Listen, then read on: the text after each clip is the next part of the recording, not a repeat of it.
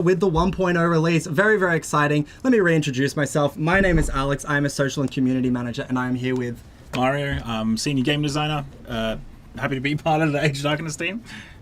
Yeah, I mean, a legend within the Age of Darkness team for sure. It's been a minute. And then we also have... Hello, my name's Yuuta, and recently joined the Age of Darkness team about 2 years ago, so yeah. Awesome. So what we're going to be doing today is actually playing some multiplayer, because that's the big thing that's coming out with the 1.0 release. There's been a bunch of other changes and developments over the last years, but if you're new to the game, we are going to be explaining how it works, what it is. A little simple summary before we do a more detailed one later is it's an RTS survival game. There's base building, tower defense. Yep. And that's the overview. But we're also going to be going into some of the more details. So if you're coming back to the game and going, oh my God, 1.0 is here, it's released, it's available, and you've got questions of how things have changed, what's developed, everything like that, we're going to be answering those as well. So we've already sort of set up the heroes. Do you guys want to explain which heroes you've picked? And, we can look at some of the other heroes as well. Yeah, for sure. I'll just give another brief sort of summary real quick. So yeah, we've got 3 factions in Age of Darkness. The blue one, the Order, the red one, the Rebellion, and the green one, the Volatists. No one's quite the good guy and bad guy. They're all kind of morally grey and a little bit ambitious, but like any good fantasy drama sort of setting, they all think they're in the right. So today I'm most likely going to play as Alis in the Rebellion. Even though she can play aggressively and fight like any other hero, she's kind of like a weird sort of supporty hero. She buffs her army whilst fighting as well, and she's accompanied by her own loyal guards at all times. So something a bit different, something a bit unique. Yeah, I'll be playing the Order, the classic Edwin, really showcasing the branding. And if you've been here through the journey of early access, you've known Edwin quite well. And one thing I like about Edwin and the Order is they're really strong and fortified, and it's harder to lose as Edwin, in my opinion. So I think it's a bit of a safe pick, and I really love the unique Order units that come with playing Edwin. So. And the beauty is you'll be able to carry me if anything goes wrong. You are. Yeah, Yuuta bragged to us yesterday. He was like, yeah, I carried someone in veteran difficulty and they didn't even build, which is crazy that they didn't engage with one of the key mechanics of the game. But is the sort of flex that I'm keen to see you pull off. Crunchy Weasel said, just saying if you guys don't win, not a good look. Yep. Not a good look, but I don't think that's going to be an issue. Yeah. I think, let's put the pressure on, and I'm going to put it on because I don't have to play. Oh, yeah. But guys, if you don't win, you get absolute schmucks. The people are going to be embarrassed on your behalf. But let's actually load this game up, and we can start to talk about a little bit more in depth as we actually get into the game. And I think to put a little bit of pressure, we can probably go ramp up the difficulty to veteran. At least, yeah. Oh no, it looks like we haven't unlocked the harder difficulties yet.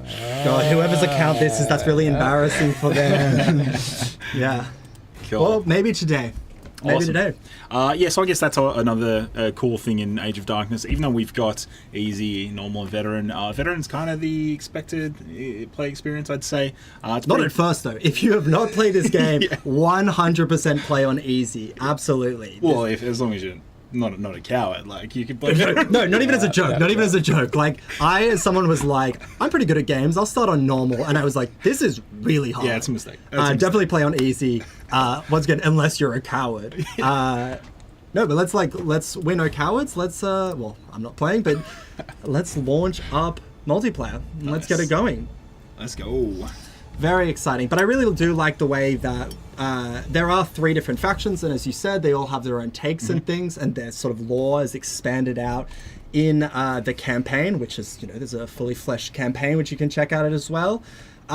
But, you don't get locked in of you have to use Merrick and Edward, the Order, when you play multiplayer. It's you can mix and match. Yeah. And the different synergies. So why don't we pause and we explain what some of the opening moves you might want to engage in and the things you might want to be thinking about when you load up Age of Darkness. So, do you want to say what your first immediate thoughts of what you're going to engage Before you in? even pause, if you look at my base over to the right, I've actually already built the recommended first building, and that is... Oh, what a speed. Yeah, dwellings. That was so fast. Yeah, that was incredibly You didn't even fast. start yet, and you've already built it. That's crazy. Yeah.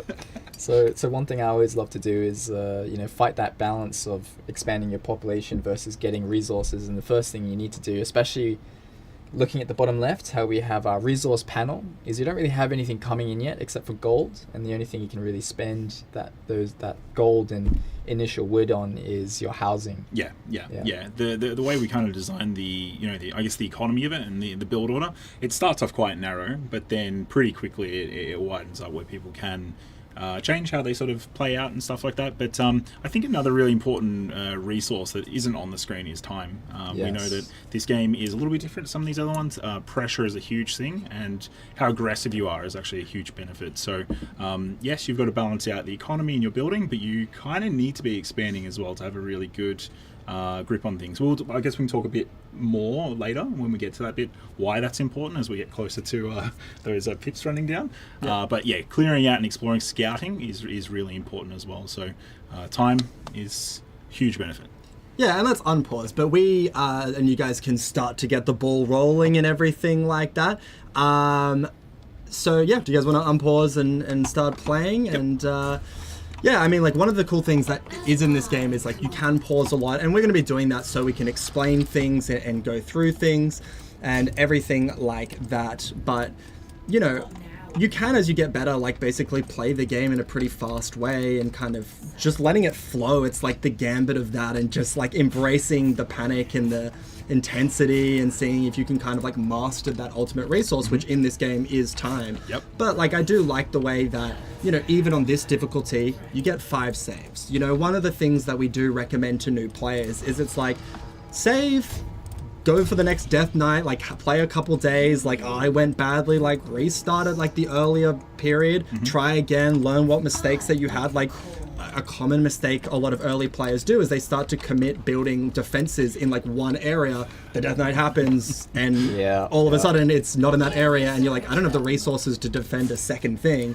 And, you know, I definitely did that. When Yuuta and I streamed in the past, there was, like, a seeming choke that they were going to come down, and you just said, like, I would wait until we know where they're coming from.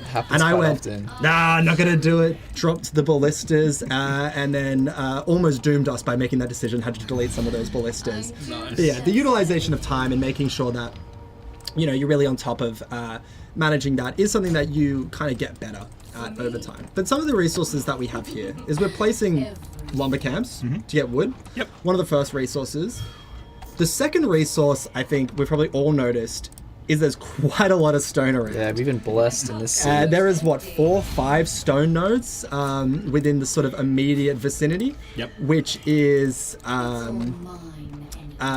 great. And we're going to start to put quarries down. I don't want to do that yet. Hello to the people saying this is pre-recorded. This is not pre-recorded. This is live. I see your comments. Let's prove it. I'm calling you out, DG Fire 06. Yeah. 1v1? Yeah, 1v1 me right now. Interventions only on Rust. No. We can do it in Age of Darkness. That would make more sense. No, we're very much live. You know, we're celebrating. We're playing, celebrating 1.0 and getting to play some co-op. Yeah, so what are you guys thinking as your strategy? So Mario, you're starting to explore the map. You're pretty aggressively placing building down. Like, what are some of the things that you're thinking? Yeah, so my main thing right now is really trying to find where the limits of the non-defendable part of my base is, right? So as you can see here, there's heaps of open space. And as you mentioned, you know, when those death knights come later, it really is hard to cover all your exits and entries. So I'm looking for a tight space that I can get to. So just getting that border of my base so that I can start, you know, fleshing out, defending it, clearing it. Right now, it does not look good. Everywhere I go is open. I haven't seen a single choke. Have you found a choke? I'm pretty blessed on the right-hand side here, where I've got some very, like, lots of trees, lots of wood, access. Early game wood is amazing. And mine is not so open. It's actually pretty closed, Nice. I'd say. I got some really nice funnels, and that means I would likely have to help Mario out on the left-hand side of the map. Yeah, because in co-op, if one of you lose, you both lose. So, That's right. you know, even if you just set up for, like, a better game and, you know, has the resources in, you know, spades to be able to create defenses and utilize those chokes, maybe going to have to start building, you know, towers and ballistas to help out Mario in the future. Or we have a building which will unlock in the future, the bazaar, which is, you know, you can use to sort of actively trade resources like that. Yep. So we can also see one thing, we can address this very quickly, just talking about co-op. We sort of are aware that some people have been having some issues joining co-op, and this is mostly related basically to sort of a region locking system that the game has that we're kind of currently like creating solutions for. There are temporary solutions that you can look into on the Discord and in Steam forums. So if you guys are having any issues with joining a multiplayer game, definitely check out those, and people can help you. But just want to say we are aware, and as you can see, co-op is working, is available, and is very much functioning. So that's what I'll say on that. Amazing. Yeah, so Mario, this is a pretty aggressive early wall setup in towers. I don't think I would ever build walls and arches that quickly. Do you want to explain how you did that? Yeah, so this is a little bit of desperation, I guess, a little bit of panic. With multiplayer, things go quite a bit faster, so you don't really have time to slowly plot out spaces as much as you would in survival. So, as I said before, I'm trying to find choke points to, get ready for the Death Knight later. The problem is here, I've got somewhat of a choke point, but I've also got this point of interest over here, which is a huge threat. These are almost like mini bosses on the map, like map bosses, so I need to be quite careful of that. The other thing that people may have noticed is as night fell, all of these nightmares started coming out of the fog. So at nighttime, the nightmares become way more aggressive, and I predicted that I may end up getting attacked from this side, and it might be a problem. So instead of leaving my units out and letting them die, I've tried to slow down their death by putting up some walls and some towers. The Rebellion does have a bit of a benefit on range units as well, so putting them in a tower is, this is a decent option early game. No, I love it as a setup, and I do like this sort of like artificial choke strategy, because like theoretically, like, do you want to scroll over to Yuuta and see if Yuuta has any good chokes available? Oh, great one here. Yeah. So like Yuuta, you might want to explain like the way that you would theoretically want to cut it off entirely. Yeah, so I guess there's an element of exploring and recapturing the land from these nightmares that kind of roam around, and as Mario mentioned, during nighttime it's especially more aggressive, but so it's generally a good idea to do it during the daytime. However, in multiplayer, as Mario highlighted, you got to go quick. And actually, speaking of points of interests, I've discovered one over here which is a little bit different to the one Mario has in front of him, and it's a camp. So I wonder if we should work together here. That's a great idea. Try and capture that point of interest. Get a couple troops, because for those that don't know, the camps reward units specifically, and units are really valuable, especially for our first Death Knight coming up soon. But to answer your question, Alex, about my strategy here and why I'm expanding during the nighttime is I can use my units to cover more land, but I also need that land to build my base, and if I can identify these choke points to build towards, then I can assure that my base is a lot more defendable and stronger, and all those RTS kind of strategies. So yeah. And if you haven't seen a Death Knight in Age of Darkness, you're going to find out exactly why we keep talking about chokes and that, because you will see, but in general, what is going to happen is just swarms of nightmares are going to charge towards your keep. And they'll have specific sort of like pathfinding, which we'll go into a little bit when it kind of comes up. But yeah, there is that sort of reason of like, you are about to get attacked and they're going to come towards you. So at the moment, nightmares are kind of just like popping up in the darkness, like the areas you don't have buildings, and they'll vaguely attack. Like every now and then a couple of them will come, which is why like you might want to have like units spread around or towers spread around, just so like they will, like one or two can come, take out a food hut, and they'll start to do damage if you don't like address them and take them out. But yeah, the Death Knights, you're going to see that to the absolute nines, and as we get really later in the game, you're going to see quite how intense it is. So let's talk about this point of interest. One of the cool things about multiplayer is obviously you can kind of like group up and take these a lot more effectively. So probably the amount of troops that you guys both have at the moment, not really enough to take this camp unless you were being like pretty micromanaging and your hero was kind of doing a lot of the heavy lifting. But you guys are both just sort of like highlighted, right-clicked, let them do their thing. You kind of just tracking the health bars of your, smaller guys to make sure that they don't die. Yep, you can this see is what Mario. we're scared of right here. Yeah, this guy. But this is one of the really cool things about getting to work together, and it means you can kind of like clear out deeper parts of the map earlier on and everything like that. So we also talked about this being a camp, and we can touch on the 3 different types of points of interest that there are. But one of the cool things that I think multiplayer does is, you know, both people get units, right? Which is one of the reasons both of you guys saw it and were like, oh, let's do that. Because what, you got 7 and 6 each, I think it said on the screen, and it's like you had 3 and 4 plus your hero.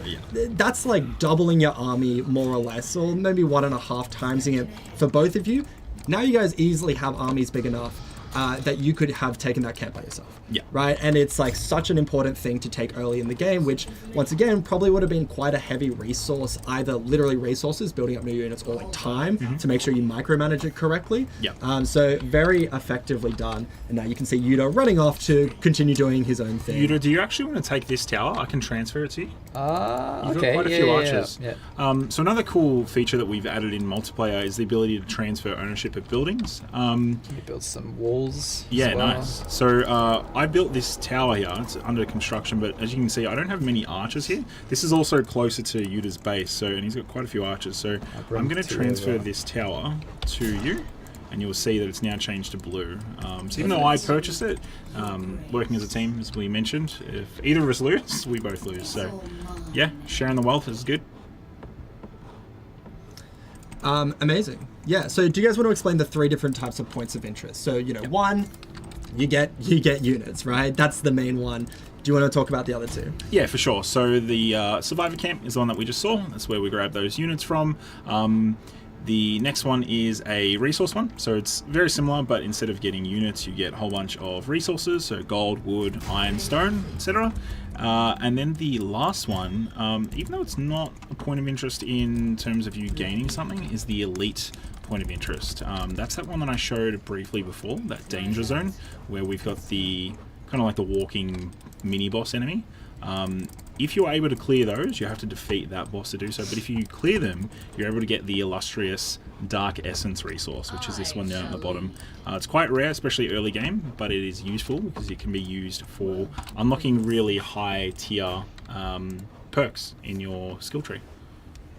Which we will get to. Yep. We will get to, and you know, we're going to start to unlock some of those perks later on. We can talk about what King of Cuddles has said. So yeah, basically, you know, playing in Europe versus playing in the USA. Yuuta, do you want to talk a bit about, I guess, maybe some of like the intended multiplayer experience when it comes to like cross-region? Yeah, so the goal of our co-op experience was really to capture that survival, you know, style that we really push for in Age of Darkness, and we wanted it to really touch on playing with a friend, like being able to enjoy that survival experience and have a friend to tag along with you along the way. And one thing we've really noticed with our Discord community is, you know, people now, you know, getting their wife involved, getting their son involved, getting their father involved even as well, or their close friend and relative, and it's really awesome seeing that like engagement. As for you know, other multiplayer RTS games where it's very global and you've got these leaderboards and matchmaking systems. So Age of Darkness specifically is peer-to-peer, so we really target that closer, tighter group of friends that a player may have. And yeah, so unfortunately, as we saw this morning, is when we released the game, we observed a lot of users being region locked. So for example, I see, as you highlighted in the Twitch chat, is trying to play across Europe and America, and unfortunately the Steam API, which is our invitation system, this may be a little bit too much detail. I think that's maybe too bad. But Yeah. we recognize like that this is something, and yeah, like the optimal experience, I guess, is playing with people sort of in a closer region. And you know, if you do want to play with people from like different regions, you know, performance may vary, and we are aware. Sweet. Yes, thank you so much, Satoru. I do want to shout out who's said it's on the forums, but for right now, please have both users set their Steam to the same region. But one of the things I do just want to shout out Satoru, who's an absolute legend, and we absolutely love this community. And like speaking of like 1.0, Age of Darkness, like getting to this place and getting to like what it is, like even something like having co-op, right? Both the campaign and the co-op were basically just like the community really wanted it. Yep. And the community for this game is like such a driving force behind why we sort of are able to get to where we got to and why this game has as much stuff as it has. So like for us as like a 1.0 release, like this is such a celebration, and this game is so much driven by the community. And that's why I wanted to shout out Satoru, because just an absolutely incredible, like, legendary member who's been, you know, in the Discord helping people with issues, sent me a Steam discussion that was like,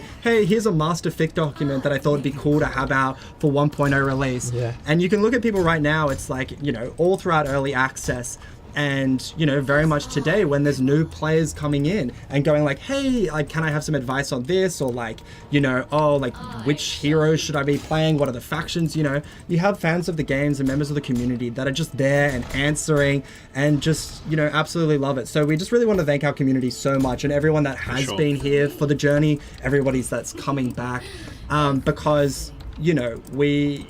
as the devs, very much are paying attention, very much watching, very much seeing everything that the community does.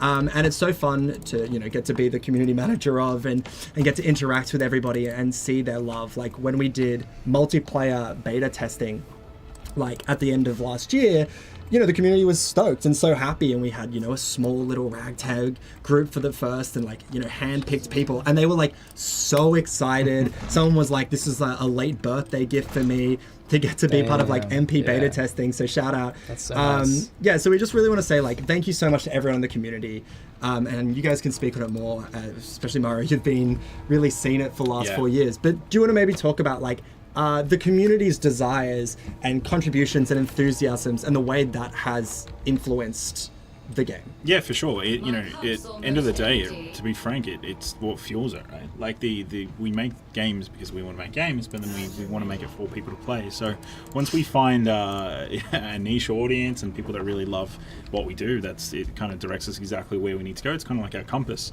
So yeah, everything that we do, all the new features that we try to do, even multiplayer, which is a challenge in itself. The whole reason of doing it is so that we can make some people happy, give some people a good time. When it comes to coming up with new features or direction of stuff, we're definitely influenced by things, even things like balance changes. The recent changes that we've put into this update, there's a few little things in a couple of heroes. A lot of that comes directly from, you know, fans on the Discord. Yeah. I check it out daily, and, you know, a bunch of the team does the same, and that's where we get the info from. That's the source. Yeah. I mean, the motto is by gamers for gamers. That's you know? it. 100%. Should we quickly pause because something pretty big is happening that we've just been kind of talking through, right? So particularly, meanwhile, I'm like stressing over here looking at that timer. yeah, and I'm like, it's fun to be in the community. Everybody's really chill and a good vibe. So we do have a timer in the top right? So the Death Knight is approaching. What is a Death Knight? Do you guys want to explain what the Death Knight is? We've talked about it a little bit before, but yeah. Cool. So, yeah, as we mentioned, you know, Age of Darkness is about dealing with these nightmares. The big crescendo to that is the Death Knight. A huge wave of nightmares, as mentioned before, try to storm your base. They're trying to annihilate you. You know, it's the premise of this game. It's about, you know, being humanity's last bastion of hope against the unknown. So, huge wave will come from a location on the map. These called Dark Crystals, and yeah, they'll explode. Leaving open a rift in the ground connected to where they come from, and the nightmares just storm out of there and come to your base. If we survive, we'll see what happens. Come on, guys. Yeah. Come on, guys. Come on. We'll see what happens. More confidence. Come on. And we'll reset and start the stream again and pretend it never happened. And we'll change to the pre-recorded one. Yeah. Backup stream. yeah. So yeah, we try our best to try to defend it, and yeah, we lose if we fail to. Simple as that, really. Yeah, and if your keep goes, I go as well. Yeah. So you better, you know, uphold your end. Yeah, there's no griefing for the LOLs. You gotta be locked in. Do you guys want to talk a little bit about the setup then you've done specifically? Cool. So you guys kind of know where it's coming from. So if we look at the mini map in the bottom left of the screen, you'll see that the red crystal has sort of identified itself similarly in the bottom there. So you know it's generally going to be coming from, you know, this direction. You don't necessarily know exactly where. Yeah. Not yet. Not yet. And it will be revealed a bit more. So this is why we talked a little bit about like waiting a little bit to make sure you plan your defenses. But Mario, you've kind of set up here thinking that this is likely going to be the spot. Yeah, so I've used it's not a tried and true tactic, but it is a potential, it gives you a bit of a chance. So a little trick that I've done is the second that alert came up and we knew that we had the Death Knight coming, for anyone paying attention, you would have seen that I looked down here and I actually told my units to path to the crystal. So I tried, right-clicking over here. In doing so, and just letting them follow the pathfinding, they kind of turn this way and not this way. Yeah, right. So Smart. It's not 100% accurate because if you're, if you can imagine, if you're at a fork, they could go left or right. I'm not a gambler. Yeah. But I usually love to wait until I have 100% certainty before, setting up defenses. But it seems like Mario's gone ahead and gambled. Yeah. Well, So- and there's another option as well for those that want to not wait to the last moment and really guarantee their safety and they don't want to play the gamble like myself. There actually is a building that you can grab, the watchtower. Yeah. It does require quite a few resources, and as you saw before, Yuuta and I tried to go out and clear that survivor camp to get a whole bunch of units to help us defend.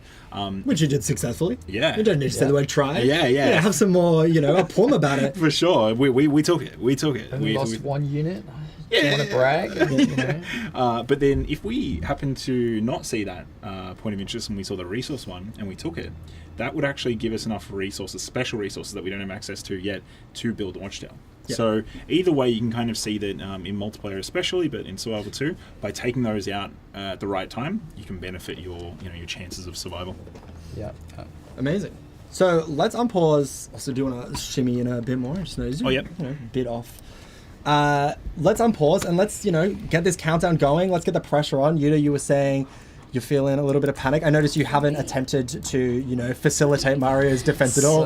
You've been fully doing your own I am thing. very much on the safe side. I will stockpile some of my resources in anticipation for this event, and as soon as we see the counter hit 0 in a little while from now, what the game will do is we'll enter a cutscene you'll see soon, and it'll show the crystal exploding and then the nightmares coming out. Yep. And then what it also will do is this massive green fog will come in, and actually There it is. Yeah, if we look where it went. into the fog, we can actually see this green lightning trail as... Do you want to track the lightning? Well, I guess we'll see it a bit. Yeah. It went the other way. So Oh, no. this is why Oh, no. this is why we don't gamble.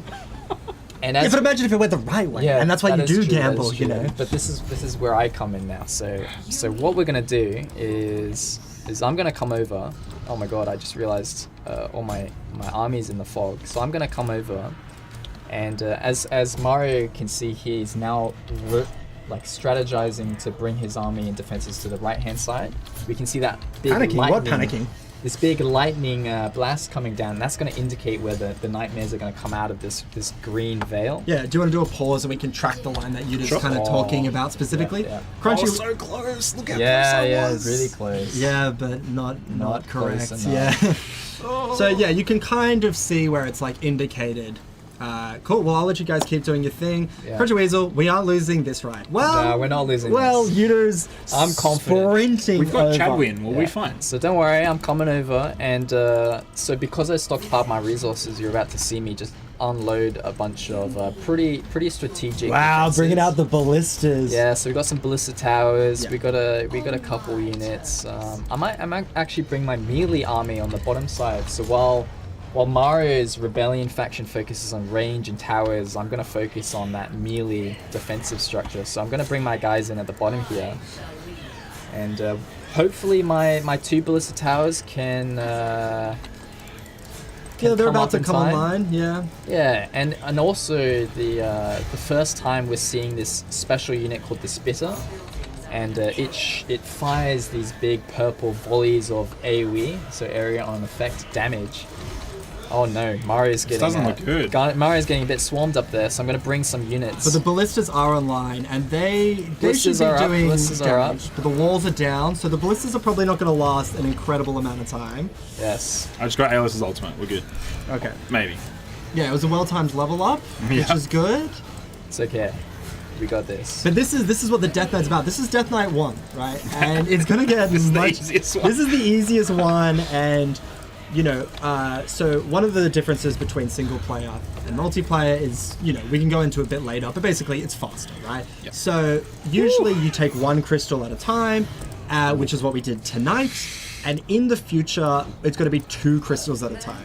And they're going to be much harder than this. So that's the trickiness of this game. When Mario before said like, veterans the intended experience, and I was like, don't mislead the people. Let them know that easy is the where you should definitely be starting. Oh, that's hilarious. That one has managed to just sneak through. I know. How dare he? So there's a malice. So, okay, let's explain this. this happens. Oh man, That's how it got attacked. It's pretty rough. It's pretty rough, but you go for it. So, to be honest, to say, but we do have malices and blessings. Yeah. Malices are negative effects that are inflicted on you and your ally during your Death Knight. So whilst we're in this Death Knight, we've kind of got this live problem that we need to deal with in addition to the wave of nightmares. They'll change like every time you play, and they're kind of like randomized. Yeah. So, every game is always going to be a little bit different. The sort of things that you have to deal with are always going to be kind of, a new challenge. Yeah, and after you become a bit more experienced with the game, you may predict how to deal with them, but you don't really know the order or the frequency at which they're going to come. So in this case, the one that we've got a very low chance that our trained units from our training halls will convert on spawn to a nightmare. So it's like, imagine there's like an infection inside your training 10% chance as well. And it happened twice for me, just now. Yeah. So that is why we have 2 nightmares remaining, because otherwise, this wave would be cleared, right? So if it was 1, okay, great. Like, that nightmare would have spawned, and then, the new unit would have taken him out. But not only was it wasn't a basic crawler unit, right? It was an axeman, correct? Which is actually like, a moderately threatening unit. Yeah. So kind of going to do some damage. So lost the training hall, which is not the most wonderful sort of loss of resources. Going to lose that. Definitely going to be able to save this storage. It's alright, don't worry. So these aren't game over events, but they're definitely, we mentioned before, time is critical. Yeah. This is now time and resources that I'm not speccing into, my new solutions. I'm now backtracking, which is a bit of a pain. Awesome. So we talked about malices just now, which is, basically things that make the game harder. Well, let's take a moment. Do you want to pause the game, Yuuta? And then we can properly look at these, kind of explain the different options that we have, and kind of go through, I guess, blessings in general. Yep. So what are blessings in general? Yeah, so, we mentioned before, malices, they're a negative effect that comes up, dynamically at during your Death Knight. And as you can see at the top, they're no longer there now that we've cleared it. The malice is gone, and we're rewarded with a optional blessing. So this is kind of our, it's only a drop in the ocean, but we've got a little bit of roguelite elements in AOD. It really only goes as deep as this, I'd say. I don't think it's... There's map seeding. Yeah, no, that's a good point. So yeah, we've got a little bit of that roguelite stuff, and in here, you're getting the opposite. You're getting a benefit, a passive perk that you'll be able to use. The difference between blessings and malices, though, is we get to keep these, which is really cool. And there's a pretty good one there, but I'll let you. I'll let you decide which one. There's 3 good ones, to be honest. I think I know which one I'm going to grab. But which one did you grab, Yuuta? I got Daybreak. So Daybreak is, with each day we survive, our entire army gains progression towards emboldenment. Right, awesome. And as the order, which is, do you want to explain what emboldenment is? Oh yes. Emboldenment is almost like a level system for the units. So once you've killed enough of these nightmares per unit, each unit can then become in a stronger state. And as someone who designed the emboldenment system, you can probably go in a little bit more detail. For sure. So part of the world of this game, it's nightmares, it's humanity, it's good and evil, it's fear, bravery. Those are kind of some of the things that we talk about in terms of these mechanics. The theme behind it is meant to be that these soldiers are becoming emboldened with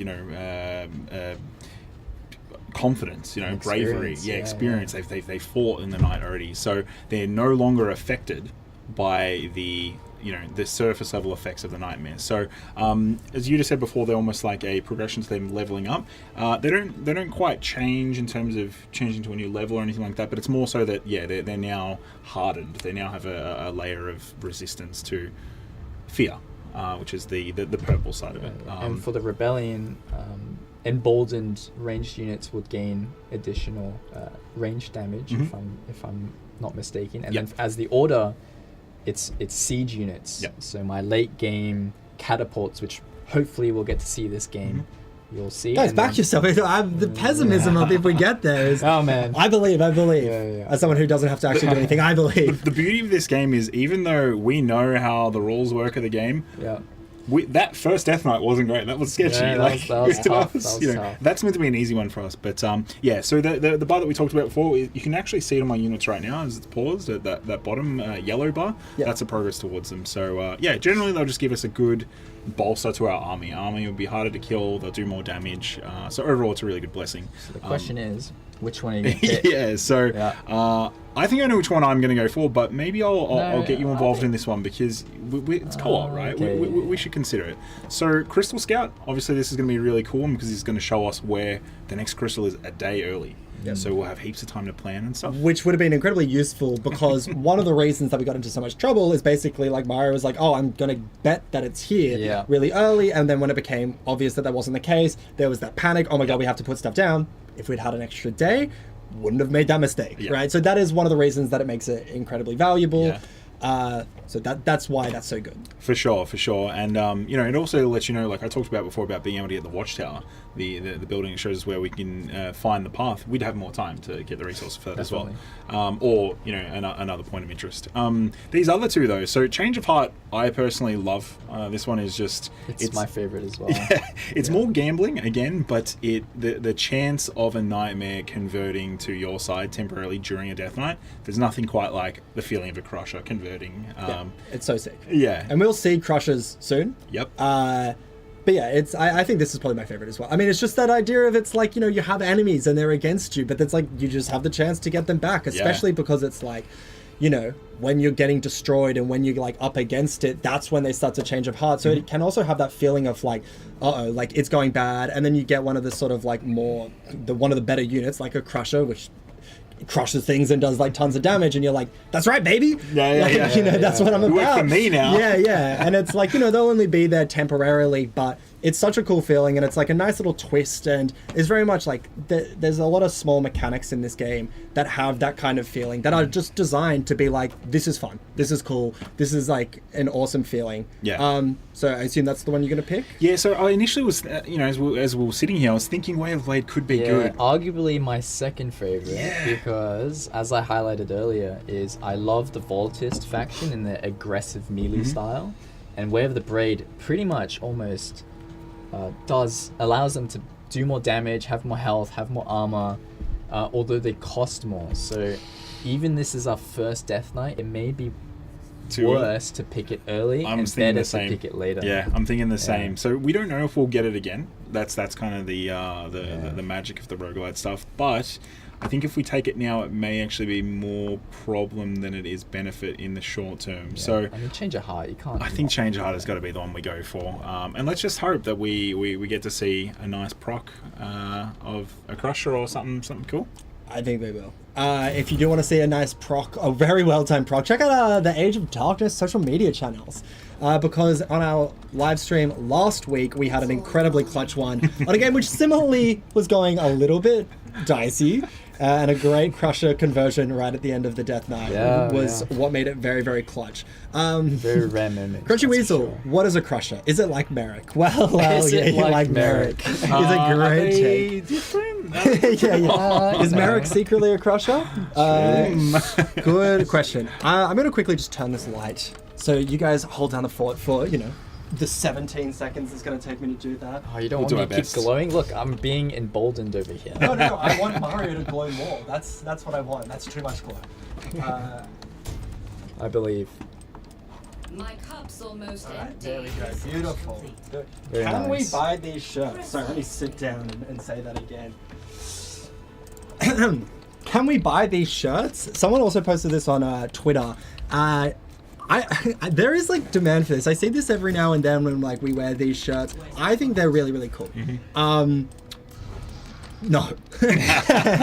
So these are like internal dev shirts from when the game went into early access, correct? Yeah. So these shirts are like 3 years old. And every time like PlaySide releases a game, or I guess has any sort of like particularly big update or release within a game cycle, basically there's like custom merch that gets released. Sometimes it'll be just for the people that worked on the game. So you'll see people that have like a t-shirt and it's like, oh, there's like 12 of those.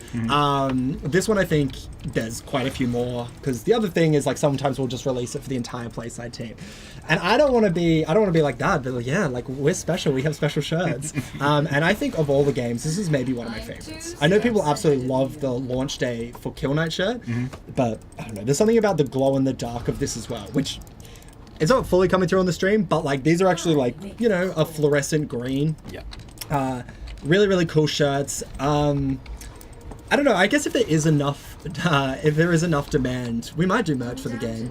And I don't know if this will be included, but Crunchy Weasel saying, I want a Merrick shirt. That is maybe something, just the Merrick face emoji. Give the people what they want. People Honestly. want Merrick shirts. Could honestly be good. It's something we can talk about. You know, we might, I don't know, we could do a limited release or something like that. You know, we've been doing community challenges, so check out the Discord because there's a lot of stuff going on in there. And we're currently doing community challenges. So the one going on at the moment is just simply post a victory of your multiplayer. And one of the things you can get is like a little miniature of the nightmares, which are really, really cool. And I have them all there, which is great. Yeah, that's an item which not even all of our developers have. Yeah. Like having a little miniature nightmare on your desk is you know, It's a bit of a it's a flex. luxury. Yeah. I'll trade someone my shirt for one of those collectibles. Yeah. But we could maybe do like a limited t-shirt run. Is what I was going to say, because we do have some of these spare t-shirts. You know, maybe we get a couple Merrick t-shirts. Maybe we start doing like t-shirts as as the prizes for community challenges. I'm just floating it. I think that's fun. Jensen Chang, welcome to the chat. Are the objectives always to defend? Yeah, I mean, that's, I would say, the overarching objective, that, like, you know, is survive the Death Knights. Yeah. But I think one of the cool things, and as you can see on the screen right now, basically, like, getting this point of interest, right? So the game has a lot of, like, small objectives that you're kind of doing throughout. So Yeah. one of the things would be something like capturing this point of interest, which is going to give you resources and going to make you be able to like buy certain things. Getting the iron is really nice because we currently don't have any iron mines. It's not been a great map seed for iron, but so it goes. Hopefully we find some soon. Yeah, I'm getting bullied right now. I just need to say I'm really getting bullied with this map seed. The other one, if you just scroll down, is sort of that crackling, you know, thing. Destroying that will give you, you know, blood crystals, and that is also kind of works as like a mini objective, right? The game doesn't like necessarily like tell you need to do this, Yeah. but it definitely encourages you, and if you want to do it, that will benefit your gameplay. So like, if you're a new player to the game and you're sort of like diving in, you will have the sort of survive the Death Knight objective.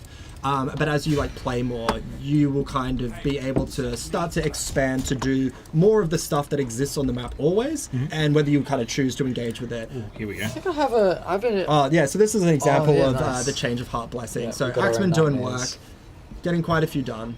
So I can turn my walls. There's an argument that there's actually two objectives. So one of the things with Age of Darkness is although we Have just, a good time. we just survived Death Knight 1, there's another one coming. Yeah. And in order to defend against that one, we have to match it with equal or more power, otherwise we lose, right? So one of the primary objectives to support that is to really reclaim the land around us and explore the map, go into the more vicious areas that are closer to the edge of the map. So Yep. the further you go away from your keep, the stronger the nightmares will get, the more nightmares you will encounter, and the more unique ones as well with these point of interests, especially when we get to like elite versions of these massive crushers, which we say crusher a lot, but you haven't seen one yet. But once you do, it's very obvious that it's Yeah. that it's Why a it's called crusher. that. It's Aptly exactly. named. I would say like all the enemies in the game are pretty aptly named. Yeah. Arxman, Crawler, Spitter, like you kind of get what they're about. Yeah, 100%. I mean, like, yeah, one of the balances or balancing acts you do as a player throughout the game is very much needing to expand out, needing to be aggressive, needing to take space on the map. You know, you can't just sort of turtle really around your keep. Maybe on the really lower difficulties that can kind of work, but even then, not really. Like, you need to make sure you push, because one of the things is that, like, as you'll see Mario clearing the map, you'll often see him putting like towers down or food huts down or things like that, because each night the enemies will respawn in anywhere that doesn't have the fog of war lifted, right? So you can kill them once, but you kind of like this. yeah, right. So even if you can like see it, like that sort of like darkness, it's like they'll come back. So you do actually kind of want to be aggressive and build out, because you know, if you don't do that, the nightmares that are even small spawning the smaller ones like every now and then, they become an issue, right? And as you can see, like some of the food huts have been chipped away, and as you will have seen if you're like, you know, watching attentively, is that, you know, one or two, they'll come in, they'll do work. So yeah, making sure that you expand out and be aggressive is kind of fundamental to the success, especially on the harder difficulties. So even though it is kind of like a defense, tower defense kind of thing, not really. Like there is an aggressive, you need to expand, you need to grow, you need to balance the sort of how much you're fighting and how much you're building your base and how much you're expanding your empire. It is all part of it.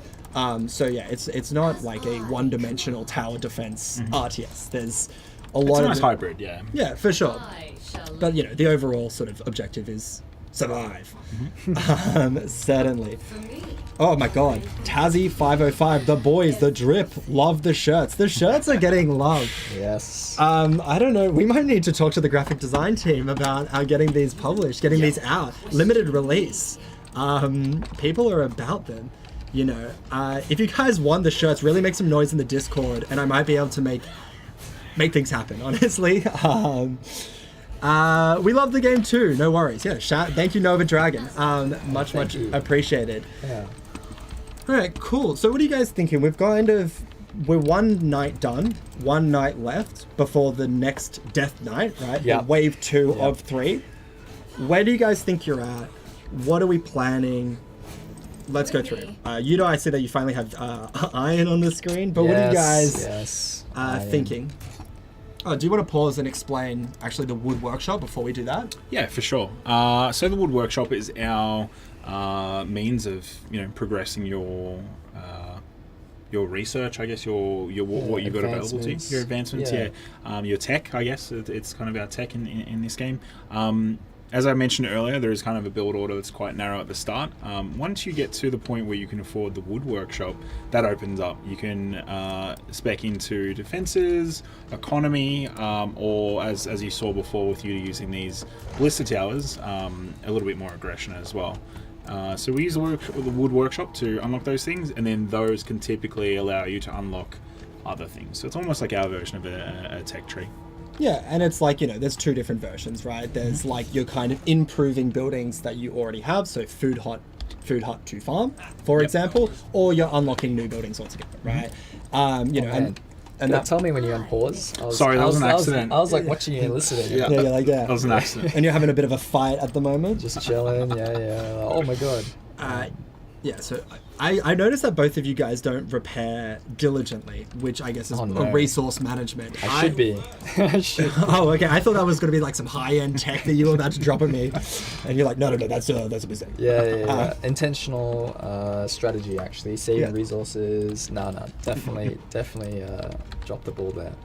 Let's quickly touch on any plans for DLC or extra content for co-op going forward. So, more or less, the focus has really been, you know, on 1.0 and multiplayer being released, which is here and is very exciting, and is amazing, and has kind of been the absolute massive thing. So now that that's here, you know, there will be the team has a lot of ideas and things that sort of want to happen and everything. So we're going to be moving into a stage of, I guess, like evaluating and discussing, and you know, making decisions about what the future of AOD looks like. Yep. So that's kind of that.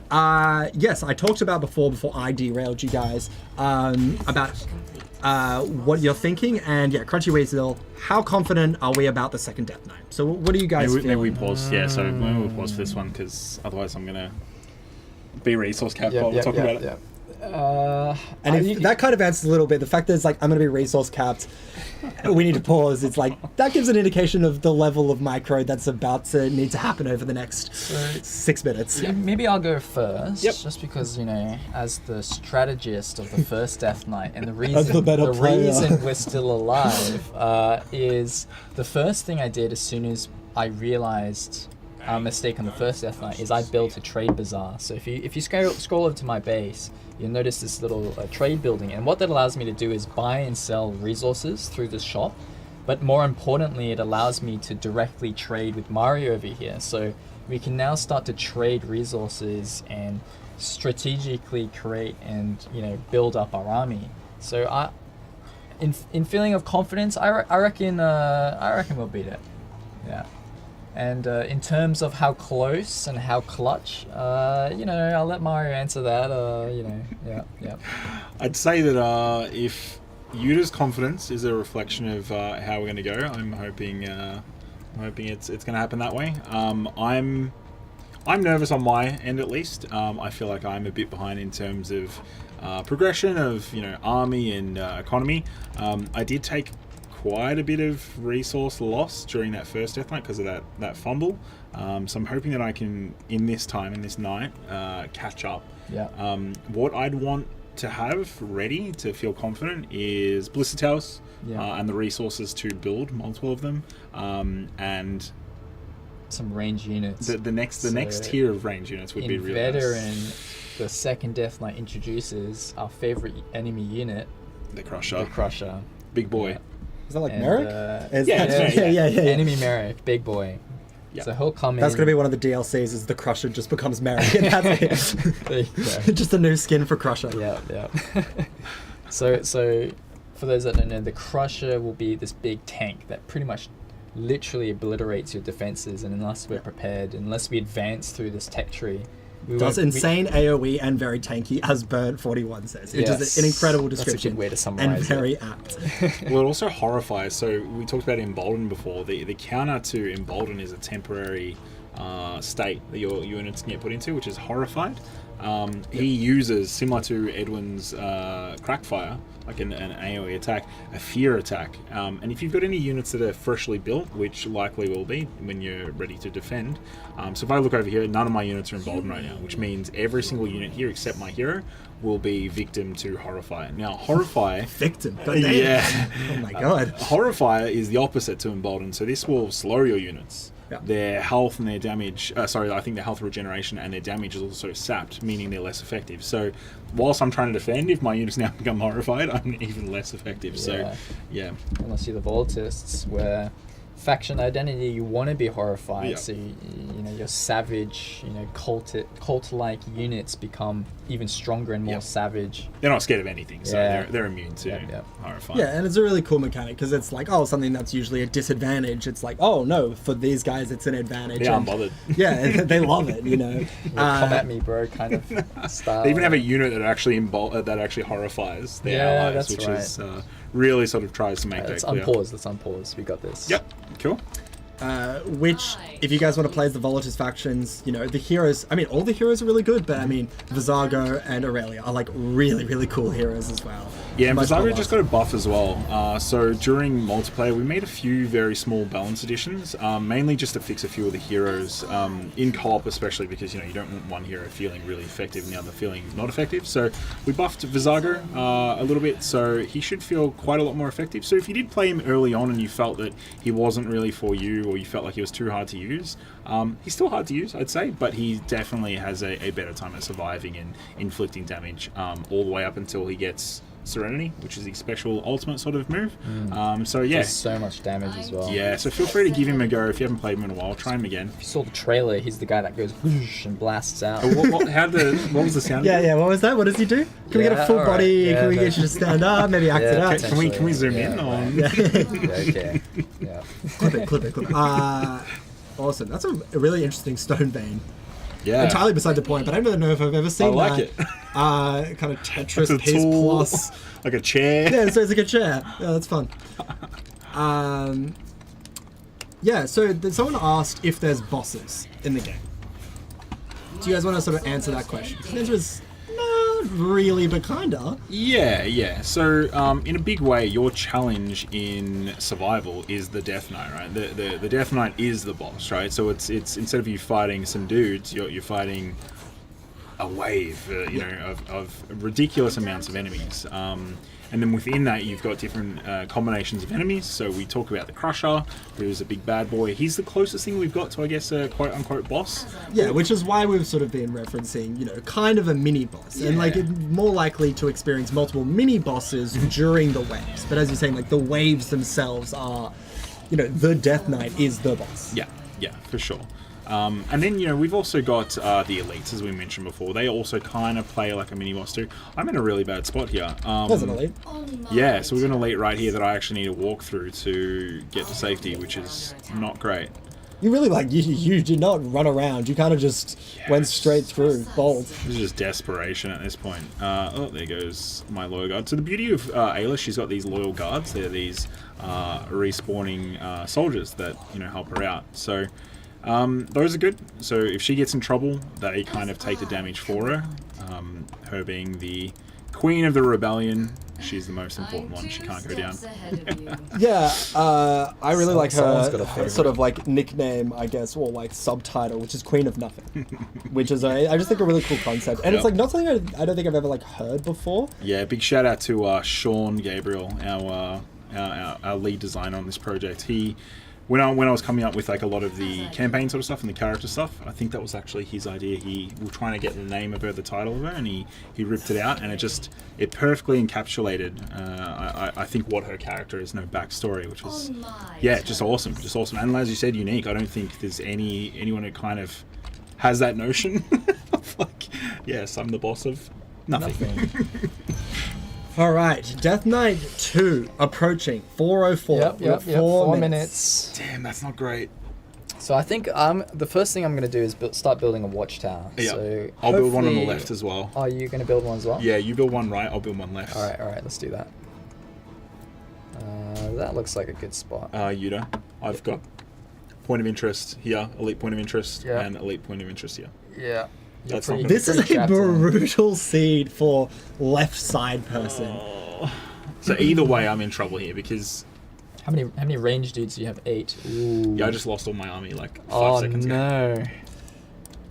All right. But hey, as Crunchy Weasel said, if we do lose second Death Knight, can we see Merrick? I mean, and that's a possibility. Is Merrick might be coming on the board in the second iteration of this. Yeah, this is not great. We got to focus up. That's what we got to do. All right. So I can start building arbalists, which is good. Oh no, I can't. Which are the second tier of range units. Yes. Yeah, they're an archer plus because they can kill crushers easier. Let's just say that. Yeah. Dare question me. So once these watchtowers finish building, I think that would be a good time to pause again, just to take a breather and really picture what our strategy is going to be. Just going for the watchtowers specifically because they will illuminate the path that the sort of swarm will be taking, which will allow you guys to really specifically plan. So we can see that Yuuta, you've got yours take a pause down. So I see you're trying to capture something, but sorry to interrupt. No, interrupt away. Here we go. That's the path.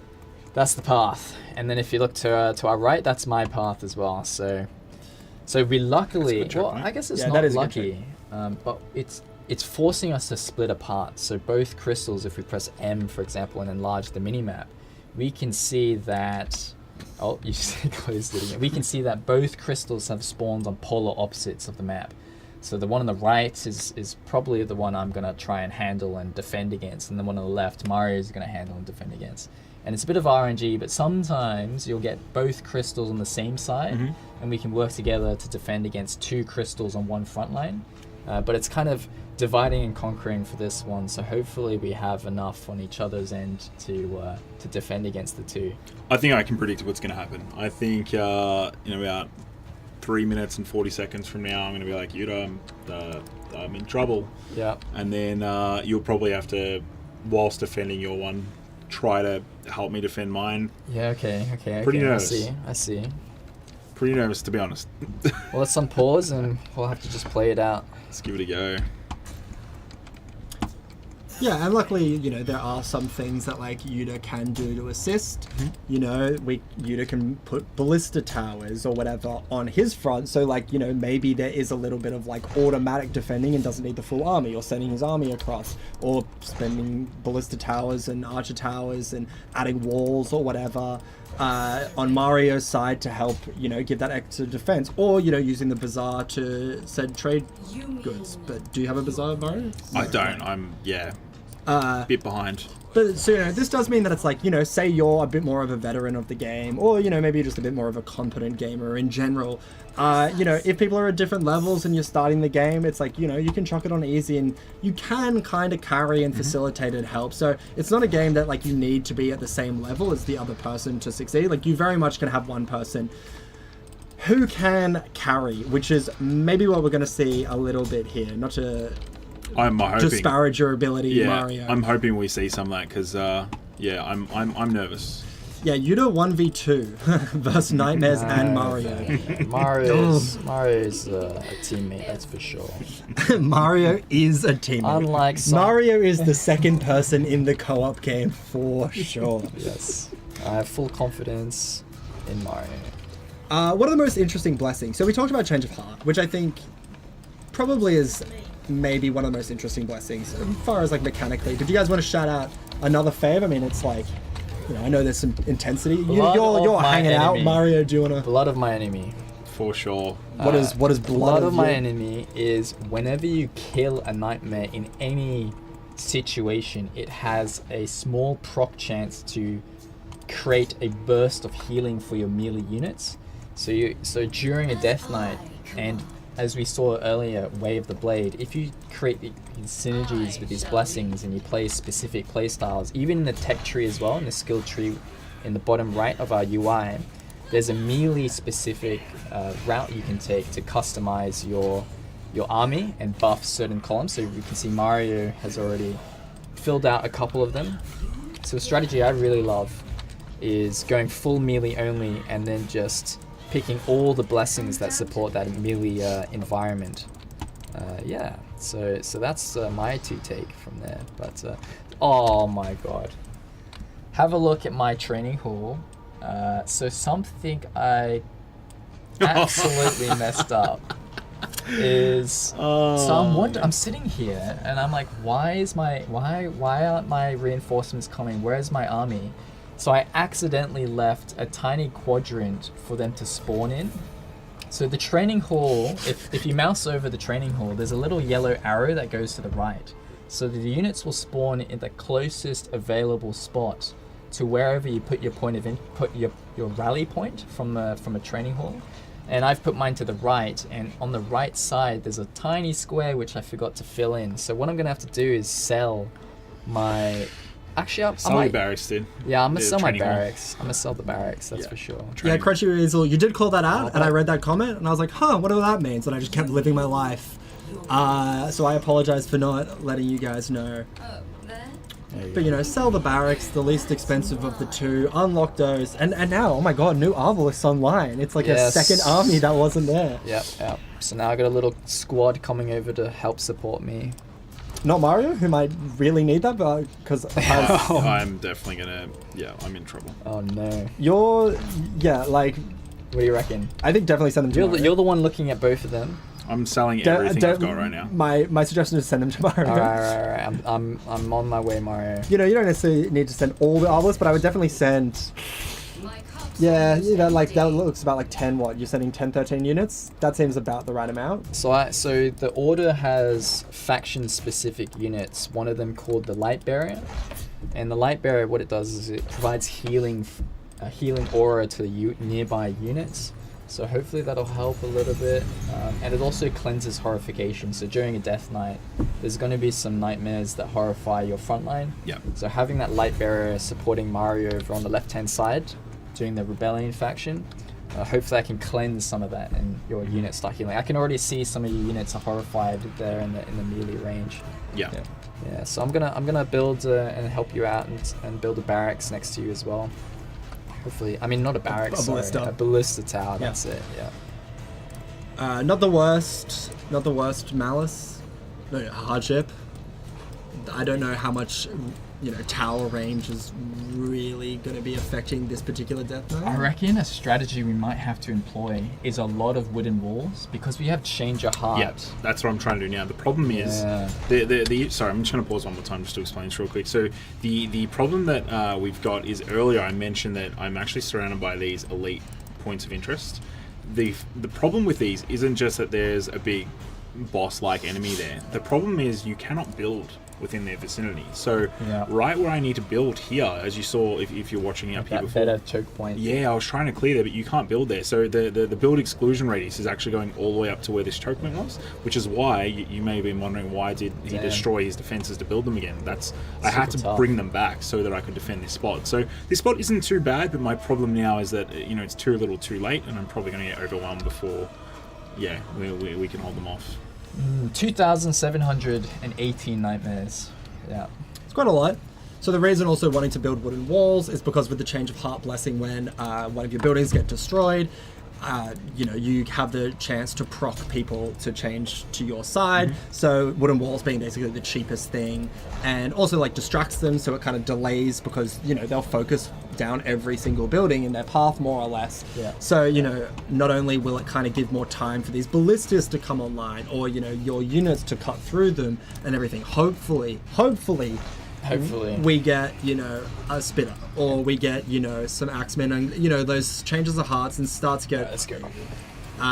That's kind of the primary aim there. Is really. And something you would have observed is during the pausing, you can still play, you can still build, you can still strategize, you can queue up some units, you can place them in buildings. So a really good strategy, especially because it's like when we talked about time kind of being the most valuable resource. Small things like moving across the map. It's like if that's 3-4 seconds, it's like that adds up. That can be 1 or 2 minutes, and it's like you might need that planning time, you might need that strategizing time. Yep. So I'm already facing my wave on the right hand side here, so I might have to level focus up for Yuuta, so I can give some commentary on what's happening with Yuuta. Yuta's cruising. We'll see. Yeah. Well, cruising relatively.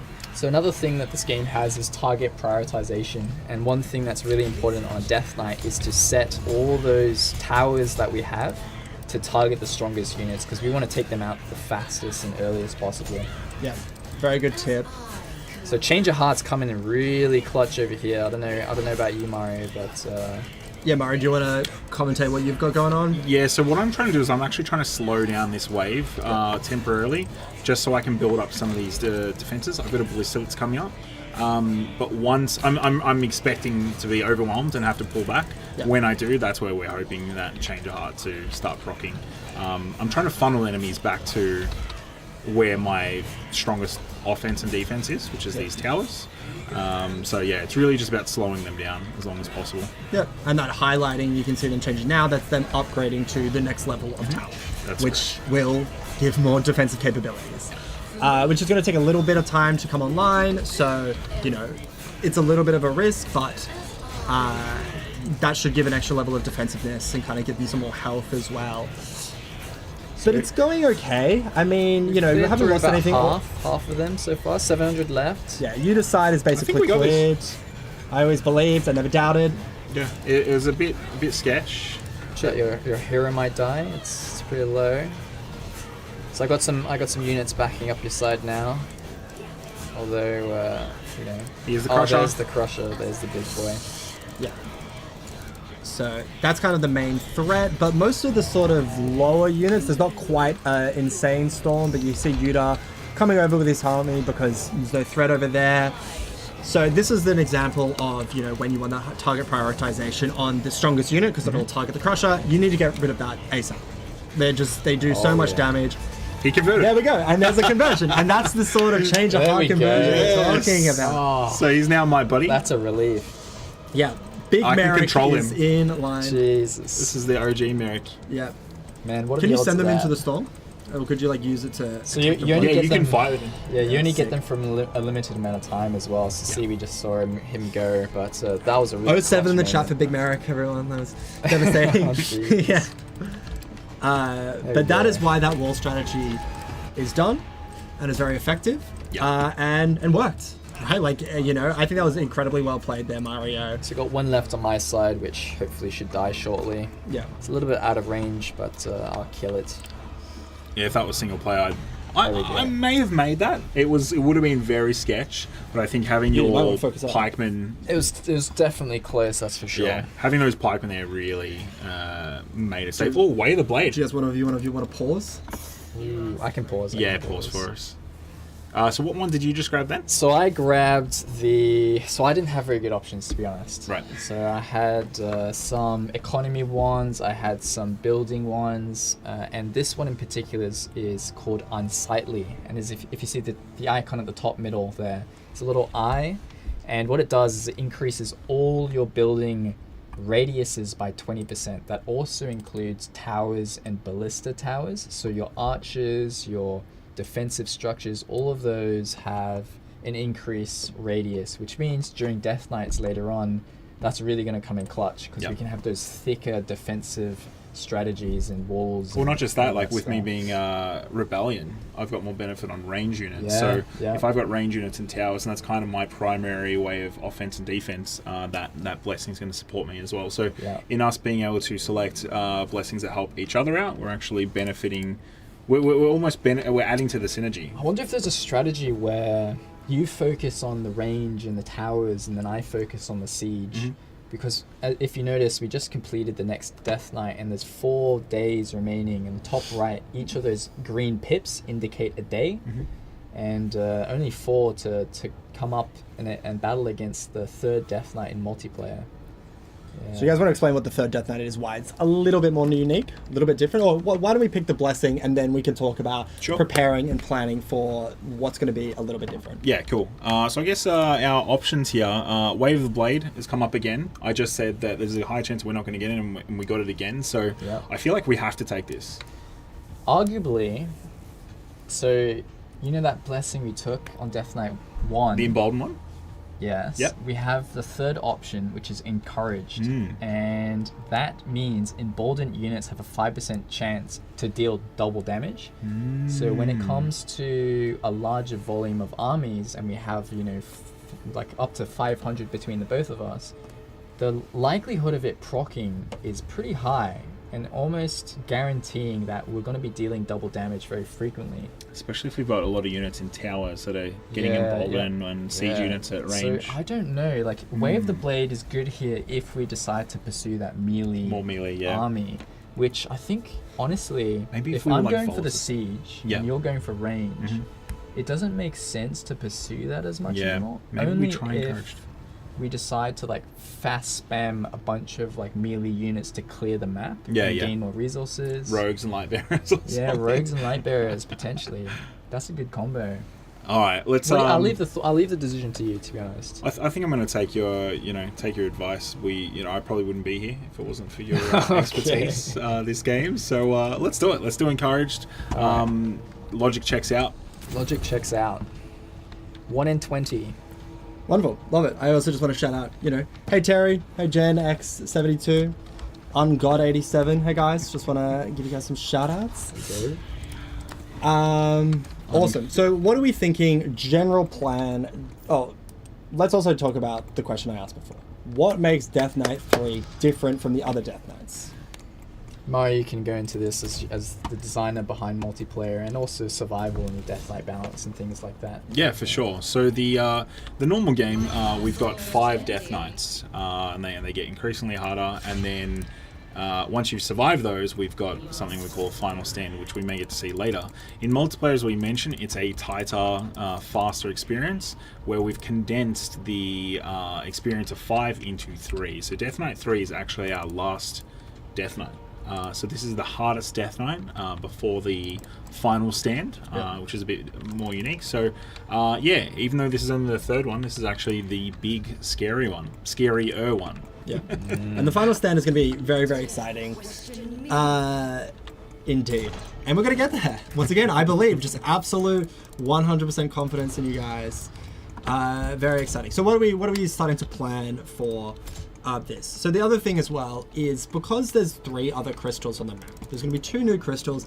There's a bit more of a sense of where the next 2 are likely going to be, right? Because it's like when it can spawn anywhere on the map on that first night. It could really be any of the corners, right? Like the next two, they spawned in opposite corners, and they could similarly kind of be Yeah. wherever. So There's we- not we much can empty actually- space. We can actually predict, Yeah. honestly, where the next two will be. So if you look at the minimap on the bottom left, we've got a left one, we've got a right one, we've got a bottom one. There's going to be a Really top in the one. corners. They're not usually There's- that perfectly in the corners. So there's always, because there's 4 corners and 5 crystals, there's going to be one that's a bit offset. So that last one is going to be a little bit unknown, but we can definitely ensure that one of the two Yeah. is going to spawn at the top. Yeah. So we can at least prepare and start thinking about how we're going to defend against that.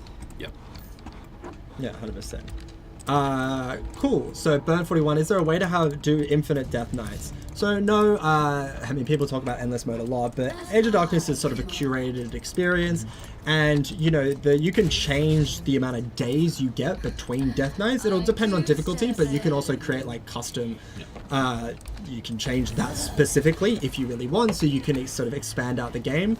The other sort of difficulty settings being basically the amount of nightmares that come in, as well as a couple other things. So, but the Death Knights, they're always set. The Final Stand, that's always set. It does change between single player and multiplayer, as we just talked about. But yeah, AOD is very much a sort of an experience which you play through and you complete, and you have that sense of resolution, and then you do it again. And that was kind of, I mean, Mario, your intentionality. Yeah, it's a bit of a team effort, but I think our direction there, as you said, is meant to be a crafted experience. I think, as I mentioned before, we've got a few roguelite elements, but it definitely wasn't meant to be a roguelite RTS. And I think with endless mode, for it to actually be fun long term and be satisfying long term and be worth having in endless mode, I think we'd have to really dive more into the roguelite aspects. And it's kind of a separate game at that point. So I'm never going to say never to any of these features. That's never going to happen. But that's the reason why we don't have one at the current time. Like why we didn't have one in the initial game. Yeah, and like one of the things that you can do as far as like having that extension is like increasing the difficulty. So there's like 5 different difficulties, but there's also malices. Correct? Am I insane? There's the hardships. So we've got hardships, which is a third twist to the game. Which is the one that you do at the start? So that is malices, right? So malices and blessings. So that is are the hardships. ones. Yeah. Oh my Yeah, god, yeah. sorry, I forget the lingua franca. Malices and Full YM. blessings are the ones that are tied to the Death Knights, Yeah. and then hardships are actually kind of like rule twists. Yes. Yeah. So you can have, you select them at the beginning of the game, and there's a bunch of interesting ones. So, we can talk about them specifically and what your favorite ones are. But basically, like, you do them at the beginning of the game, and you give yourself, like, more difficult scenarios.